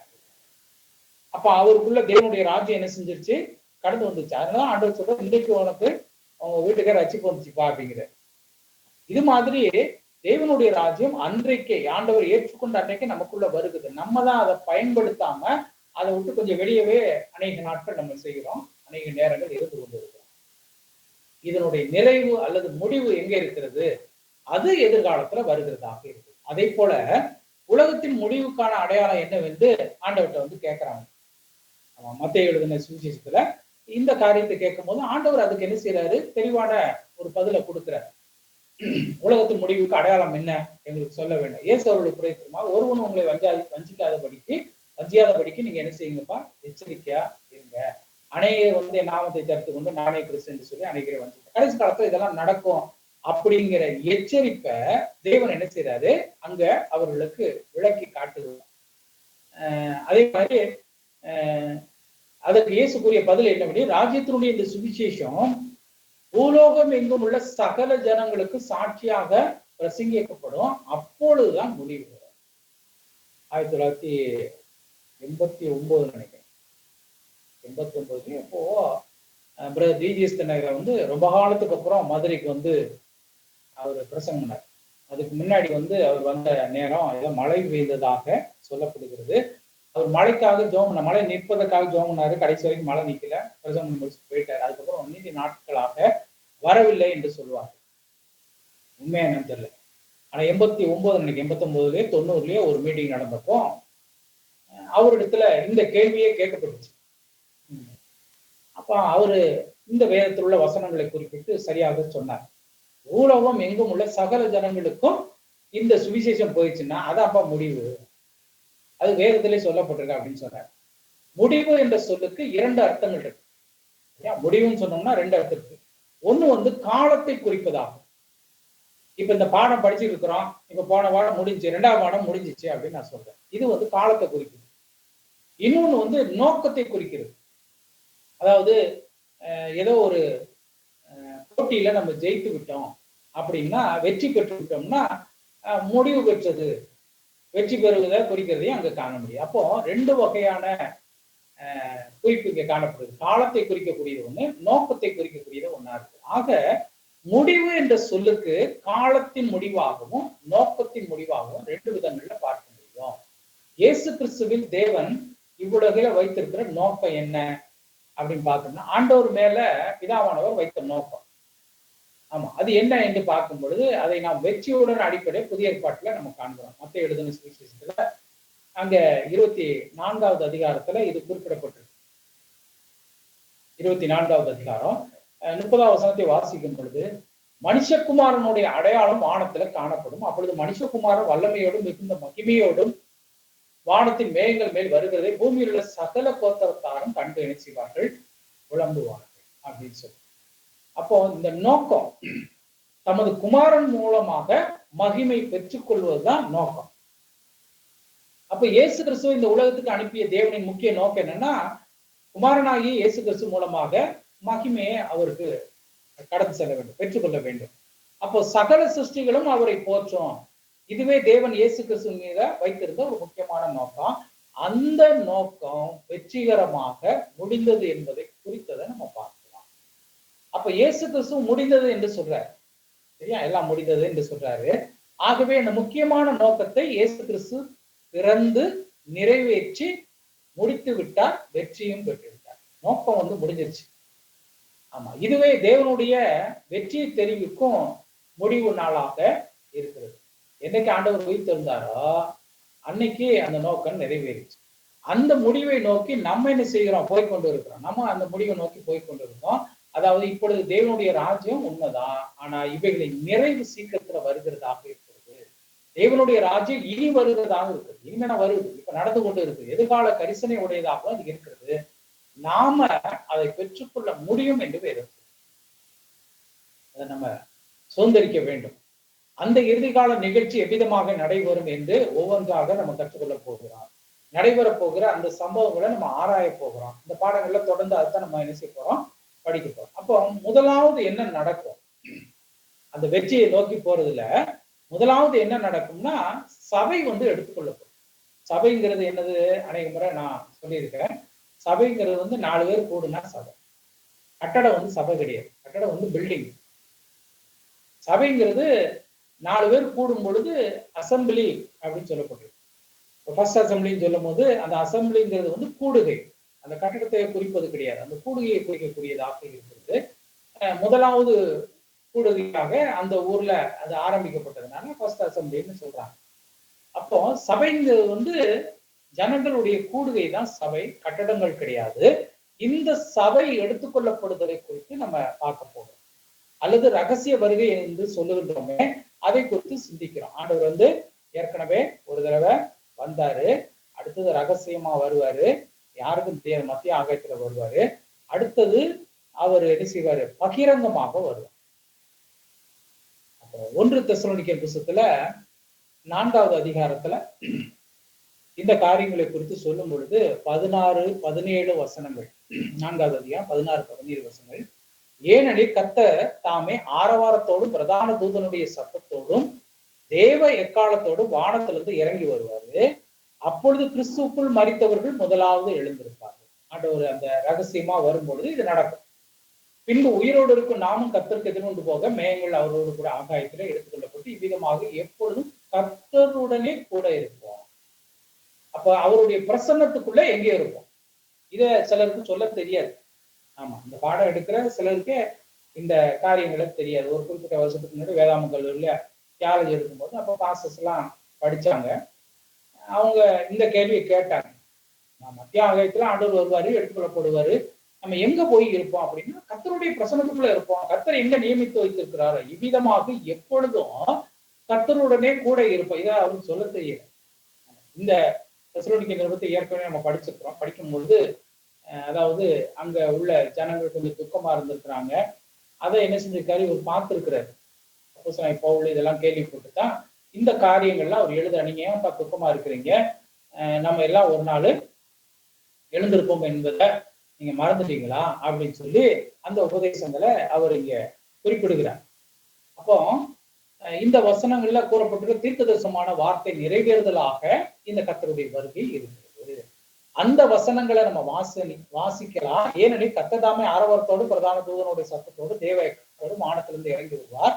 அப்பொழுது கிறிஸ்துவுக்குள்ள இருக்கிறவர்கள் முதலாவது கலர்ல இருக்கிறவங்க முதல்ல எழுந்திருப்பாங்க. பின்பு உயிரோடு இருக்கும் நாமும் கர்த்தருக்கு எதிர்கொண்டு போக மேகங்கள் மேல் அவரோடு கூட ஆகாயத்தில் எடுத்துக்கொள்ளப்பட்டு இவ்விதமாக எப்பொழுதும் கர்த்தரோடு கூட என்ன செய்வோம், இருப்போம்னு வாசிக்கிறோம். இவ்விதமாக இயேசு கிறிஸ்துவின் வருகையின் போது உயிரோடு இருக்கிற நாம் மேகங்கள் மேலே சென்று ஆகாயத்துல எடுத்துக்கொள்ளப்படுவதை குறித்து இங்கு சொல்லப்படுவதை கவனித்து பார்க்க வேண்டும். இதைத்தான் ரகசிய வருகை என்று சொல்லுகிறோம். சபை எடுத்துக் கொள்ளப்படுதல் சொல்லுகிறோம். ரகசியமா ஆண்டவர் வர சொல்லிட்டு வர மாட்டார். ஏன்னா சொல்லிட்டு வந்தா அலர்ட் ஆயிடுவாங்க. நம்ம எப்பொழுதும் ஆயத்தமாக இருக்க வேண்டும். ஆண்டவர் வெளிப்படுத்தின விஷயத்துல அதை சொல்லிட்டாரு. பரிசுத்தம் உள்ளவன் இன்னும் பரிசுத்தம் ஆகட்டும், அசுத்தம் உள்ள இன்னும் வேணா அசுத்தத்துக்குள்ள போகட்டும் அப்படின்ட்டு. அப்போ நம்ம ஒவ்வொரு நாளும் நம்ம என்ன செய்யணும், பரிசுத்தம். இது ஆயத்தம். இந்த ஆயத்தத்தை செய்து கொண்டு இந்த வருகைக்கு நம்மை நோக்கி சபை நடத்தப்படுகிற நோக்கமே அதுதான். நம்மளை பலப்படுத்தி உற்சாகப்படுத்தி ஆண்டவருடைய வருகையில நம்ம என்ன செய்யப்பட வேண்டும், கர்த்தருடைய சமூகத்துக்கு போயிடணும் அப்படிங்கிறதுக்காண்டி அந்த சபைகள் இருக்கு. இந்த சபையானது இருக்கக்கூடிய ஜனங்கள் அன்றைக்கு எடுத்துக்கொள்ளப்படுவாங்க. அதுக்கப்புறம் இந்த சபைக்கு வேலை கிடையாது, நம்ம எல்லாம் போயிடணும். நம்ம பரலோகத்துல நிறைய விசேஷம் இருக்கும் அப்படின்னு சொல்லுவாங்க பிரசங்கிமார்கள் சொல்லும்போது. இந்த பாஸ்டர் வந்திருப்பாரு, பரலோகத்துக்கு வந்திருப்பாரு, தேடி போய் பார்ப்போம்னா அவரு வந்திருக்க மாட்டாரு. அது ஒரு ஆச்சரியமான காரியம் அப்படின்னாங்க. இவெல்லாம் பரலோகம் போவானான்னு திடீர்னு இருப்பான், அவன் பரலோகத்துக்கு வந்திருப்பான். அதனாலதான் ஆண்டவர் சொல்லும்போது என்ன சொல்றாரு, அழைக்கப்பட்டவர்கள் அநேகர், தெரிந்து கொள்ளப்பட்டவர்கள் வெகு சிலர் தான். ஆண்டவர் என்ன செய்யறாரு, கடைசி நாட்கள்ல வேசி கல்லர்கள் இவர்களெல்லாம் மனம் திரும்பி என்ன செய்வாங்க, பரலோகத்துக்கு வந்துருவாங்கன்னு ஆண்டவர் சொல்றாரு. முந்தினோர் பிந்தினோராயும் பிந்தினோர் முந்தினோராயும் காணப்படுவார்கள் என்று சொல்லி இந்த மாதிரி ஆச்சரியமான காரியங்கள் பரலோகத்துக்கு போகும்போது என்ன செய்யப்படும், காணப்படும். ஆகையினால கவனித்து பார்க்கும்போது இந்த ரகசிய வருகை என்று சொல்கிறோம், அல்லது சபை எடுத்துக்கொள்ளப்படுதல் என்று சொல்கிறோம். நாம் ஆகாயத்துல சென்று தேவனை சந்திக்க எடுத்துக்கொள்ளப்பட போகின்றோம். சபையானது எடுத்துக்கொள்ளப்பட்டு மத்திய ஆகாயத்துல அது சந்திக்கிறது. இதை நாம் எடுத்துக்கொள்ளப்படுதல் என்று சொல்கிறோம். உயிர்த்தெழுந்த இயேசு கிறிஸ்துவை சந்திப்பதற்காக அவரை நம்ம பார்க்கல, சரியா, அப்படியே விசுவாசிக்கிறோம். ஆண்டவராக சொல்லிக்க, காணாத இருந்தோம் விசுவாசிக்கிறோம் பாக்கியவான்னு சொல்லி பார்க்கல, ஆனா விசுவாசிக்கிறோம். அந்த எடுத்துக்கொள்ளப்படுதல்ல அவரை சந்திக்கிறோம். அதற்காகவே நம்ம எடுத்துக்கொள்ளப்படுகிறோம். மத்திய ஆகாயத்துக்கு செல்கின்றோம். இது இன்னும் நடைபெறல, இன்னும் நடக்கல. ஆமா, சிலர் நடத்ததாக சொல்லுவாங்க, ஆனா நடக்கல. எதிர்காலத்துல நடைபெறக்கூடியதாக இது இருக்கிறது என்று நம்ம வேதத்தின் அடிப்படையிலையும் உலகின் நிகழ்வுகளின் அடிப்படையிலும் உறுதி செய்து கொண்டு நம்ம என்ன செய்யறோம், சொல்றோம். அப்போ இந்த ரகசிய வருகை என்பது இனி வருகிறதாக இருக்கிறது. இந்த வருகையை குறித்து பலதரப்பட்ட கருத்துக்களை வேதாம கல்லூரியில நிறைய சொல்லியிருப்பாங்க. அதுல எது சரியான கருத்து என்பதை நம்ம சிந்தித்து பார்க்க இருக்கிறோம். இந்த ரகசிய வருகை குறித்து, சபை எடுத்துக்கொள்ளப்படுதலை குறித்து, இதை குறித்து ஒரு 4 விதமான கருத்துக்கள் இருக்கு. எல்லாத்துக்குமே வித்தியாசமான கருத்துக்கள் என்ன செய்யப்படுது இன்னைக்கு இருக்கு. அதாவது என்னன்னா, வித்தியாசமா நம்ம ஏதாவது செஞ்சோம்னா நம்மகிட்ட நிறைய பேர் வந்துருவாங்க அப்படின்னு சொல்லி ஊழியங்கள் அப்படித்தான் நிறைய வித்தியாசமானதை போதிச்சு இன்னைக்கும் நிறைய வித்தியாசமான உபதேசங்கள் வந்து விட்டாங்க. ஒரு 4 விதமான கருத்துக்களை சிந்திக்க போறோம். இதுல இவைகளுக்கு இடையே உள்ள முக்கியமான வேறுபாடு என்ன, அதற்கு அடிப்படையாக இருக்கிறது என்ன, அந்த ரகசிய வருகை எப்பொழுது நடைபெறும் என்பதை பொறுத்து தான் அது ஓத்தர காலத்துக்கு முன்பு நடக்குமா ஏன்னா ஒரு 7 வருஷம் உத்தர காலம்னு சொல்லப்படுது. அதுக்கு முன்னாடி நடக்குமா, அதுக்கு பின்னாடி நடக்குமா, அல்லது மத்திய பகுதியில இருக்குமா, அல்லாட்டி பாதியில் எடுத்துக்கொள்ளப்படுதல் இருக்குமா, இது அடிப்படையில் இந்த கருத்து காணப்படுது. ஆக எந்த காலகட்டத்தில் இது நிகழும், ஆண்டவருடைய வருகை எப்படி நிகழும், எந்த கருத்தின் அடிப்படையில் 4 கருத்துக்களையும் நம்ம சிந்திக்க இருக்கின்றோம். அதை புரிந்து கொள்ள வேண்டும். இந்த 4 எது சரியான கருத்து என்று சிந்திக்கிறது. 4 வகையான கருத்துகள் நமக்கு முன்பாக வைக்கப்பட்டிருக்குது. நிறைய இருக்குது. அதுல ஒரு 4 எடுத்து இங்க கருத்து வைக்கப்பட்டிருக்குது. அதுல எது சரியானதுங்கிறதையும் நம்ம கண்டுபிடிக்க போறோம். முதலாவது உத்தர காலத்துக்கு முன்பு சபை எடுத்துக்கொள்ளப்படும். உத்தர காலம் வந்து 7 ஆண்டுகள், 3.5 ஆண்டுகள் சொல்லி குறிப்பிடப்பட்டிருக்கு. அதற்கு முன்பாகவே தானிய தீர்க்கதரிசன புஸ்தகங்களே இது சொல்லப்பட்டிருக்கு. அதற்கு முன்பாகவே நம்ம எடுத்துக்கொள்ளப்படுவோம் அப்படின்னு சொல்லி, அதாவது உபத்திரத்தின் காலம் 7 ஆண்டுகள் இருக்கும் என்று நம்ம பொதுவாக நம்புகிறோம். வேதத்தின் அடிப்படையில் தான் நம்புறோம். இந்த 7 ஆண்டுகால உத்தர காலகட்டத்துக்கு முன்பாகவே சபை எடுத்துக்கொள்ளப்படுதல் இருக்கும் என்று வேத வல்லுநர்கள் என்ன செய்யறாங்க, கருதுகிறார்கள். இந்த உத்தர காலத்திற்கு பின்புதான் இயேசு கிறிஸ்துவின் 2ஆம் வருகை இருக்கும். இந்த 7 வருஷம் உத்தரவும், அதாவது முதல்ல வந்து உத்தரவு இருக்கும், அதுக்கப்புறம் மகா உத்தரவத்தின் காலம். இந்த 7 வருஷத்துக்கு அப்புறம் தான் சொல்லி ஒரு கூட்டம் நம்புது. இந்த கடைசி காலகட்டத்துல சபை எடுத்துக்கொள்ளப்படுதல் அல்லது ரகசிய வருகை என்று சொல்லுகிறோமே, அது உத்தர காலத்துக்கு முன்பதாக நடந்துவிடும். ஏனெனில் மணவாட்டியாகிய சபையானது உபத்திரத்தை எதிர்பார்த்து கொண்டிராமல் இயேசு கிறிஸ்துவின் மகிமையான வருகையை எதிர்பார்த்து கொண்டு இருக்குது என்று நம்ம பார்க்கணும். வசன ஆதாரங்கள் நிறைய இருக்கு. பிலிப்பியர்ல, தெசலோனிக்கேர்ல, அப்போஸ்தலர் நடவடிக்கை, இந்த மாதிரி நிறைய ஆதாரங்கள் வசனங்கள்ல கொடுக்கப்பட்டிருக்கு. இவைகள் எல்லாமே நாம் சொல்லுகின்ற இந்த கருத்துக்கு ஒத்து வருது. அதாவது அதன் அடிப்படையில் நம்ம இந்த கருத்துக்கு வருகிறோம் என்று சொல்ல வேண்டும். அதாவது மணவாட்டியாகிய சபையானது உத்தர காலத்துக்கு முன்பாக எடுத்துக்கொள்ளப்படும் என்று இந்த கருத்து வசனத்துக்கு ஒத்த சத்தியமான ஒரு உண்மையாக இயேசு கிறிஸ்துவின் 2ஆம் வருகையானது பரிசுத்தவான்கள் நம்பியிருக்கும் ஆனந்த பாக்கியம் என்று நம்ம அறிவோம். உத்தர காலகட்டத்துக்கு முன்பதாக சபை எடுத்துக்கொள்ளப்படும் என்று நம்ம சிந்திக்க முடியும். அதாவது உத்தர காலம் வருவதற்கு முன்னாடி, உத்தர காலத்துக்குள்ள நம்ம போய் நம்ம அந்த கஷ்டத்தையும் பட்டு அதுக்கப்புறம் நம்ம எடுத்துக்கொள்ளப்படுவோம் அப்படின்னு இல்லை. ஏற்கனவே பூமியில வாழ்றது உத்தரத்தோட தான் இருக்கிறோம். உத்தரம் உண்டு, பாடுகள் உண்டு, ஆண்டவரே சொல்லியிருக்காரு. அப்போ 2வது வந்து உத்தர காலத்தின் மத்தியில பாதியில எடுத்துக்கொள்ளப்படும் அப்படின்னு சொல்லி தானியல் புத்தகத்துல இதை குறித்து குறிப்பிடப்பட்டிருக்கு. 70 வாரங்கள் அப்படின்னு ஒரு கணக்கு சொல்லப்பட்டிருக்கு. உத்தர காலம் மத்திய பகுதியில சபை எடுத்துக்கொள்ளப்படும் என்று சொல்லப்படுகிற இந்த கருத்து தவறானது என்று நம்ம அறிய வேண்டும். இவர்கள் தாங்கள் சொல்லுகிற இந்த கருத்துக்கு அநேக வேத வசனங்கள் எடுத்துக்காட்டாக கூறுகிறார். அதை நாம் சிந்தித்து விட்டு அது எந்த அளவுக்கு சரியானதல்ல என்பதை பார்க்க போகிறோம். தானியல் 9வது அதிகாரத்துல 70வது வார கணக்கின்படி சபையானது அந்தி கிறிஸ்துவின் காலத்துல நடைபெறும் உத்தர காலத்துல, அதாவது முதல் 3.5 வருடம் உத்தர காலம், 2வது 3.5 வருடம் வந்து மகா உத்தரத்தின் காலம். 2ஐயும் கூட்டினோம்னா மொத்தம் 7 ஆண்டுகள். இந்த 2 பிரிவா இதை பிரிக்கிறாங்க. முதல் 3.5, 2வது 3.5 ஆண்டுகள் மகா உத்தரவு காலம் பிரிக்கிறாங்க. இந்த 2 பிரிவுக்கு நடுவுல சபை, நம்ம 3.5 ஆண்டுகள் நம்ம உத்தரப்படுத்தப்பட்ட பிறகு சபை எடுத்துக்கொள்ளப்படும் அப்படின்னு ஒரு கூட்டத்தார் நம்புறாங்க. நம்ம நம்பிக்கை என்னது? உத்தர காலத்துக்கு முன்பாக எடுத்துக்கொள்ளப்படுவோம்.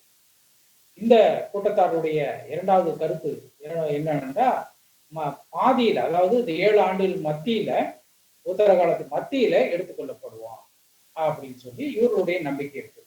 அவர்கள் இவ்விதமாக கருத வைக்கிறார்கள். ஏனெனில் பிந்தின 3.5 வருட மகா உத்தர காலத்தில் தான் தேவனுடைய உக்கிரமான கோபாக்கினை உலகத்தில் உள்ள மக்கள் மேல் வந்து இறக்கும். அவன் வசன ஆதாரமா எல்லாத்துக்கும் எடுத்து கொடுப்பான். இதான் இதுல உள்ள பிரச்சனையே. ஒரு நம்பிக்கையோட இருக்கிறோம், இன்னொரு நம்பிக்கைக்கு அவன் வசன ஆதாரத்தை எடுத்து கொடுப்பான். ஆனா சபையானது இப்படிப்பட்ட மகா உத்தர காலத்துக்கு முன், அதாவது 7வது எக்காலம் ஊதப்படுகிற அதே நேரத்துல வெளிப்படுத்தல் 11 அதிகாரத்துல சொல்லப்பட்டுள்ள 2 சாட்சிகள் சொல்லப்பட்டிருக்கு. அதாவது பல்லவத்திற்கு எடுத்துக்கொள்ளப்படுகிற அதே நேரத்துல சபையும் எடுத்துக்கொள்ளப்படும் என்று இவர்கள் பாதாங்க. 2 சாட்சி, 2 பேர் வருவாங்கன்னு சொல்லப்பட்டு, அது ஒரு கணிப்பு, வேத பண்டிதருடைய கணிப்பு என்னன்னா, ஏனோக்கும் எலியாவும் உயிரோட தான் பரலோகத்துக்கு போயிருக்காங்க. ஏனோக்கு 365 ஆண்டுகள், பூமியில வாழ்ந்தான். 300 ஆண்டுகள் தேவனோடு சஞ்சரித்து கொண்டு இருந்தான். ஆண்டவர் அவனை கூட்டிட்டு போயிட்டாரு. அதே மாதிரி எலியாவை குறித்து சொல்லும் போது அவர் எனக்கு வரம் கண்டிப்பான வர வேண்டுமே, என்னை பின்பற்றிவான்னு சொல்லி எலிசாட்ட எலியா சொல்றாரு. தொடர்ந்து அவர் போய் கொண்டு இருக்கும்போது அக்னிமயமான ரதங்கள் பள்ளத்துல வந்து இறங்கி வந்து அவர் எடுத்துட்டு போயிடுச்சு. 2 பேரும் உயிரோட போயிருக்கிறாங்க. அதனால 2 பேரும் இந்த பூமிக்கு வந்து அவர்கள் வந்து மரிப்பார்கள், சாட்சிகளாக இருந்து மரிப்பார்கள். மரித்து 3 நாள் எருசலேம் வீதிகளில் இருப்பாங்க. 3ஆம் நாள் அவர்கள் எடுத்துக்கொள்ளப்படுவார்கள். இப்படி எல்லாம் விளக்கங்கள் கொடுக்கப்படுகிறது. ஆனா இவங்க என்ன வாதாடுறாங்கன்னா, அந்த 3½ ஆண்டுகளுக்குள்ள இந்த 2 பேரும் வருவாங்க. அப்பதான் அந்த ஓத்திரத்தின் கடைசியில மரித்து அவர்கள் எடுக்கப்படுவாங்க. அப்பதான் அதுக்கு முன்பாக கிறிஸ்துவானவர் அந்த மத்தியில வந்துருவாரு. 3½ ஆண்டுகள் முடிஞ்ச பிறகு வந்துருவாரு. அடுத்த 3½ ஆண்டுகள் மகா ஓத்திரத்தின் நாட்களாக இருக்கும் அப்படின்னு இவர்கள் கருத்து சொல்றாங்க. ஏனென்றால் சபையானது ஓத்திர காலத்துக்கு முன்பே மத்திய ஆகாயத்திற்கு எடுத்துக்கொள்ளப்படும். நான் வெளிப்படுத்த விஷயம் 4 மற்றும் 5 அதிகாரங்கள்ல மணவாட்டி சபையானது ரகசிய வருகையில மத்திய ஆகாயத்துல எடுத்துக்கொள்ளப்பட்ட பின் அதை மகிமையான சபையாக பரலோகத்தில் உள்ள பிதாவுக்கு முன்பாக இயேசுவானவர் நிறுத்தி இருக்கிறார். எபேசியர் 5:27 இது கொஞ்சம் விளக்கி காட்டி இருக்குது. சபை எடுத்துக்கொள்ளப்பட்ட பிறகுதான் ஓத்திர காலமே ஆரம்பிக்குது என்று நம்ம அறிந்து வைத்திருக்கிறோம். அதைத்தான் நாம் இப்போது கற்று கொண்டிருக்கோம். முதல் 3½ வருடம் ஓத்திர காலத்திற்கு பற்றியும், பிந்தின 3½ ஆண்டுகள் வந்து மகா ஓத்திரத்தை காலத்தை பற்றி வெளிப்படுத்தின விசேஷம் 6வது அதிகாரம் 19வது வசனத்துல அங்க தெளிவா கூறப்பட்டிருக்கு. அதை நம்ம பார்க்கலாம். அப்போ 6ஆம் அதிகாரத்துலதான் அது ஆரம்பமே ஆகிறது. ஆனா சபையானது 4-5 அதிகாரத்துல முதல்லயே வந்து பரலோகத்திற்கு எடுத்துக்கொள்ளப்பட்டதாக கூறப்பட்டிருக்கிற வாசகம். அப்ப இந்த கருத்தை நம்ம நிராகரிக்கிறோம். ஏன் இந்த கருத்து வந்து மத்தியில கிடையாது. இந்த ஓத்திரத்துக்கு முன்பாகவே கர்த்தர் வருகிறார் என்று விவிதமாக வேதம் வந்து வரிசை கிரமமாக கூறியிருக்கு. 4-5 அதிகாரத்திலேயே நம்ம போயிடும் பரலோகத்துக்கு போயிடும் சொல்லப்பட்டிருக்கு. அடுத்தது தொடர்ந்து பார்க்கும்போது 6வது அதிகாரத்துலதான் ஓத்திர காலத்தை குறித்து சொல்லப்பட்டிருக்கு. இவர்கள் கூறுவது போல முதல் 3½ வருடங்கள் ஓத்திர காலத்திற்கு கடந்து அதற்கு பின்பு சபை எடுத்துக்கொள்ளப்பட்டதாக இருக்க முடியாது. அந்த ஓத்திர காலத்துக்கு கூட சபை வராது. அதற்கு முன்பதாகவே சபை எடுத்துக்கொள்ளப்படும். நீங்களும் நானும் எடுத்துக்கொள்ளப்படுவோம். ஆனா அது மத்தியில என்று இவர்கள் சொல்லுகிறார்கள். 3½ ஆண்டுக்கு பின்பதாக ஓத்திர காலத்திற்கு பின்பதாக எடுத்துக்கொள்ளப்படும் என்று சொல்லுகிறார்கள். அது சரியான கருத்தாங்க. இதை கொஞ்சம் 2 தெசலோனிக்கேயர்ல உள்ள 2வது அதிகாரத்துல உள்ள வசனங்களை பார்க்கும்போது நமக்கு கொஞ்சம் தெளிவு கிடைக்கும். அந்தி கிறிஸ்துவை உலகத்தில் வெளிப்படாதபடிக்கு தடை செய்து கொண்டு இருக்கிற பரிசுத்த ஆவியானவர். அவன் வெளிப்படாதபடிக்கு அவனை நிறுத்தி வச்சிருக்கிறார்.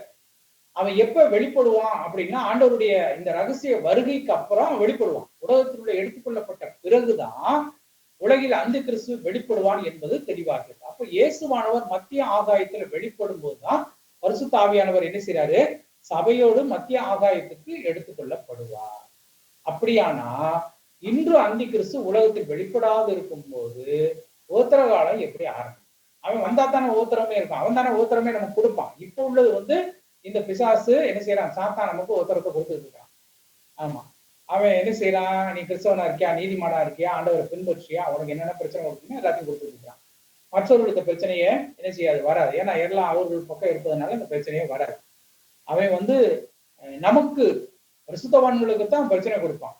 அப்போ எப்ப ஓத்திர காலத்துக்கு அப்புறம் அந்த ஓத்திரப்படுத்துவது அவன்தான். அப்போ ஆண்டவருடைய வருகைக்கு அப்புறம் தான் ஓத்திரத்தை கொடுப்பதற்காக அவன் கடந்து வருவான். நன்றாக அறிந்து கொள்ள வேண்டும். இந்த மக்கள், அதாவது சபை ஓத்திர காலத்தின் மத்திய பகுதியில 3½ ஆண்டுகளுக்கு பின்பாக எடுத்துக்கொள்ளப்படும் என்கிற இவர்களுடைய கோட்பாட்டை பார்க்கும் பொழுது, அவர்கள் கூறுகிற வசனங்களை நம்ம ஆராய்ந்து பார்க்கும்போது அது சரியாக பொருந்துகிறதாக இல்லை. அதன் அடிப்படையா சில வசனங்கள் 2 தெசலோனிக்கேயர் 2 தீமோத்தேயுல வெளிப்படுத்துற விஷயத்தெல்லாம் குறிப்பிடப்பட்டிருக்கு.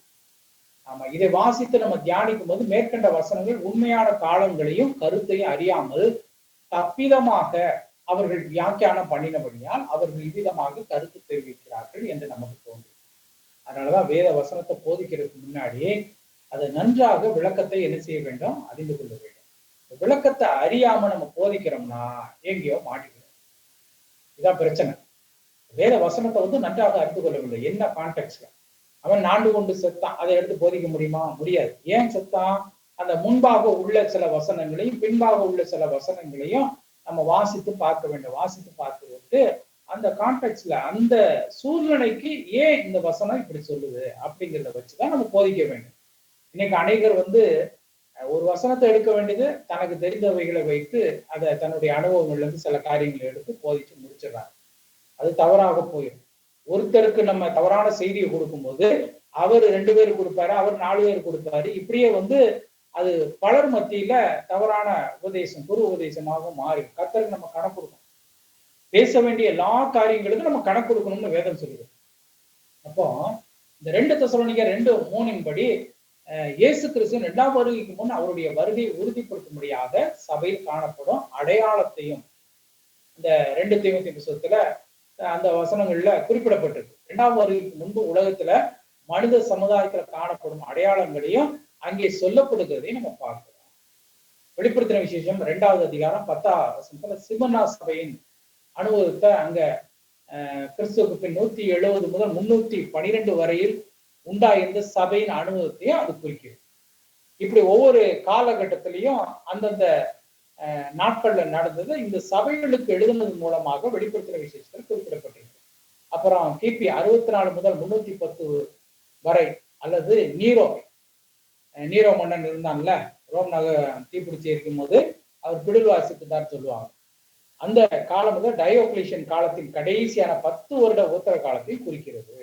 வெளிப்படுத்தின விசேஷம் 3வது அதிகாரம் 10ஆம் வசனம் பூமியில் குடியிருக்கிறவர்களை சோதிக்கும்படியாக பூச்சக்கரத்தின் மேலங்கு வரப்போகிற சோதனை காலத்துக்கு தப்பும்படி நான் உன்னை காப்பேன் என்று கூறப்படுகிறது. பிலதெல்பியா சபைக்கு இந்த அனுபவத்தை குறித்து அங்க கூறப்பட்டிருக்குது. 7 சபைகளுக்கும் தெளிவா அங்க அந்த உபத்திரங்களை குறித்து கூறப்பட்டிருக்குது. அது அன்றைய காலத்துக்குரியது. சிமர்னா சபையின் உபத்திரத்துக்கு அல்லது நீரோ ராயன் காலம் முதல் டயோக்ளிஷியன் காலம் வரைக்கும் 10 ரோம ராயனுடைய உபத்திரங்களுக்கு அல்லது டயோக்ளிஷியன் காலத்தில் நடந்த கடைசியான 10 வருட உபத்திரங்களுக்கும் சோதனைகளுக்கும் பிலதெல்பியா சபையை தேவன் தப்புவித்து அதை நிலைநிறுத்தும்படி செய்வதையே குறிக்கிறது என்பதை நம்ம அறிந்து கொள்ள வேண்டும். அப்படியே குறிக்கிறதே அல்லாமல் மணவாட்டி சபையானது அந்தி கிறிஸ்துவின் காலத்தில் நடைபெறும் முதல் 3.5 வருட உத்தர காலத்துக்குள் கடந்து செல்லும் நிலையை இது குறிப்பிடுகிறது. இதெல்லாம் அன்றைய காலத்துல அந்த ஓத்திரம் காலத்துல என்னென்ன நடக்கும் என்பதை குறிப்பிடப்பட்டிருக்கு. ஆமா, கடைசி கால சம்பவங்களை குறித்து சிலர் அவங்க என்ன செய்வாங்க, இதைத்தான் எடுத்து சொல்லுவாங்க. அன்னைக்கு இந்த ஓத்திரம் நடந்துருச்சுங்க, இனிமே கிடையாது அப்படின்னா. மேலும் பிலதெல்பியா சபையின் கால அளவானது கிறிஸ்துவுக்கு பின் 1570 முதல் 1090 வரை உள்ள கால அளவை குறிக்கிறது. இப்போது சபையாருக்கு காலம் 2000க்கு மேல வந்துருச்சு, மறந்து விடக்கூடாது. வேறொரு அர்த்தத்தில் சொன்னா லவோதிக்கா சபையை விட்டு பூச்சக்கரத்தின் மேலங்கு வரப்போகிற சோதனை காலத்துக்கு தப்பும்படி நானும் உன்னை காப்பேன் அப்படின்னு 3:10 வாசிக்கிறது போல இயேசுவின் ரகசிய வருகைக்கு பின்பு பூமி எங்கு வரப்போகிற உத்தர காலம், மகா உத்தர காலம் போன்றவற்றில் தப்பும்படி அதற்கு முன்னதாகவே, அதாவது ரகசிய வருகையிலே சபை எடுத்துக்கொள்ளப்படுகிறதை குறிக்கலாம் அல்லவா என்று சொல்லப்படுகிறது. இந்த மாதிரி இந்த 2வது கோட்பாடு கொடுக்கப்படுது. நம்ம நம்புகிறது என்னன்னா, ஓத்திரப்படுவதற்கு முன்பாக ஆண்டவர் வந்துடுவார். ஓத்திரத்துக்கு சபையை கொண்டு போக மாட்டாரு, நம்மை கொண்டு போக மாட்டார், தேவனுடைய பிள்ளைகளை கொண்டு போக மாட்டார் என்பதுதான் நம்முடைய நம்பிக்கை. நேரம் கிடைக்கும் போது இந்த பகுதியில கொஞ்சம் வாசித்து பாருங்க. கொஞ்சம் சில நேரங்களில் துரிதமா போயிருப்பேன். உங்களுக்கு விளக்கங்கள் நல்லா வேணும்னா ஒரு தடவைக்கு 2 தடவை இன்னைக்கு நடத்துனதை ஒரு 15 நிமிஷத்துல வாசிக்கலாம். அதை வாசித்து பார்த்தீங்கன்னா உங்களுக்கு தெளிவாக புலப்படும். கர்த்தர் உங்களை ஆசீர்வதிப்பார். இறுதியாக நான் ஜெபித்து முடிக்கிறேன். எங்க நண்பின் ஆண்டவரே, நல்ல தகப்பனே, இந்த அருமையான மாலை வேலைக்காகவும் நன்றியோடு சோதரிக்கும் துதிக்கிறோம். இந்த நாளை தகப்பனே, இந்த கடைசி கால காரியங்களை இறுதியில் இந்த பாடத்தை கற்றுக்கொள்வதற்கு எங்கள் ஒவ்வொருவருக்கும் உதவி செய்தீங்கப்பா. ஒருவேளை நாங்கள் அறியாமல் இருந்தால் அறிவதற்கு போதுமான வெளிப்பாடுகளை கொடுத்து தொடர்ந்து ஆண்டவரை இன்னும் கற்றுக்கொள்ள எங்களுக்கு உதவி செய்யுங்க.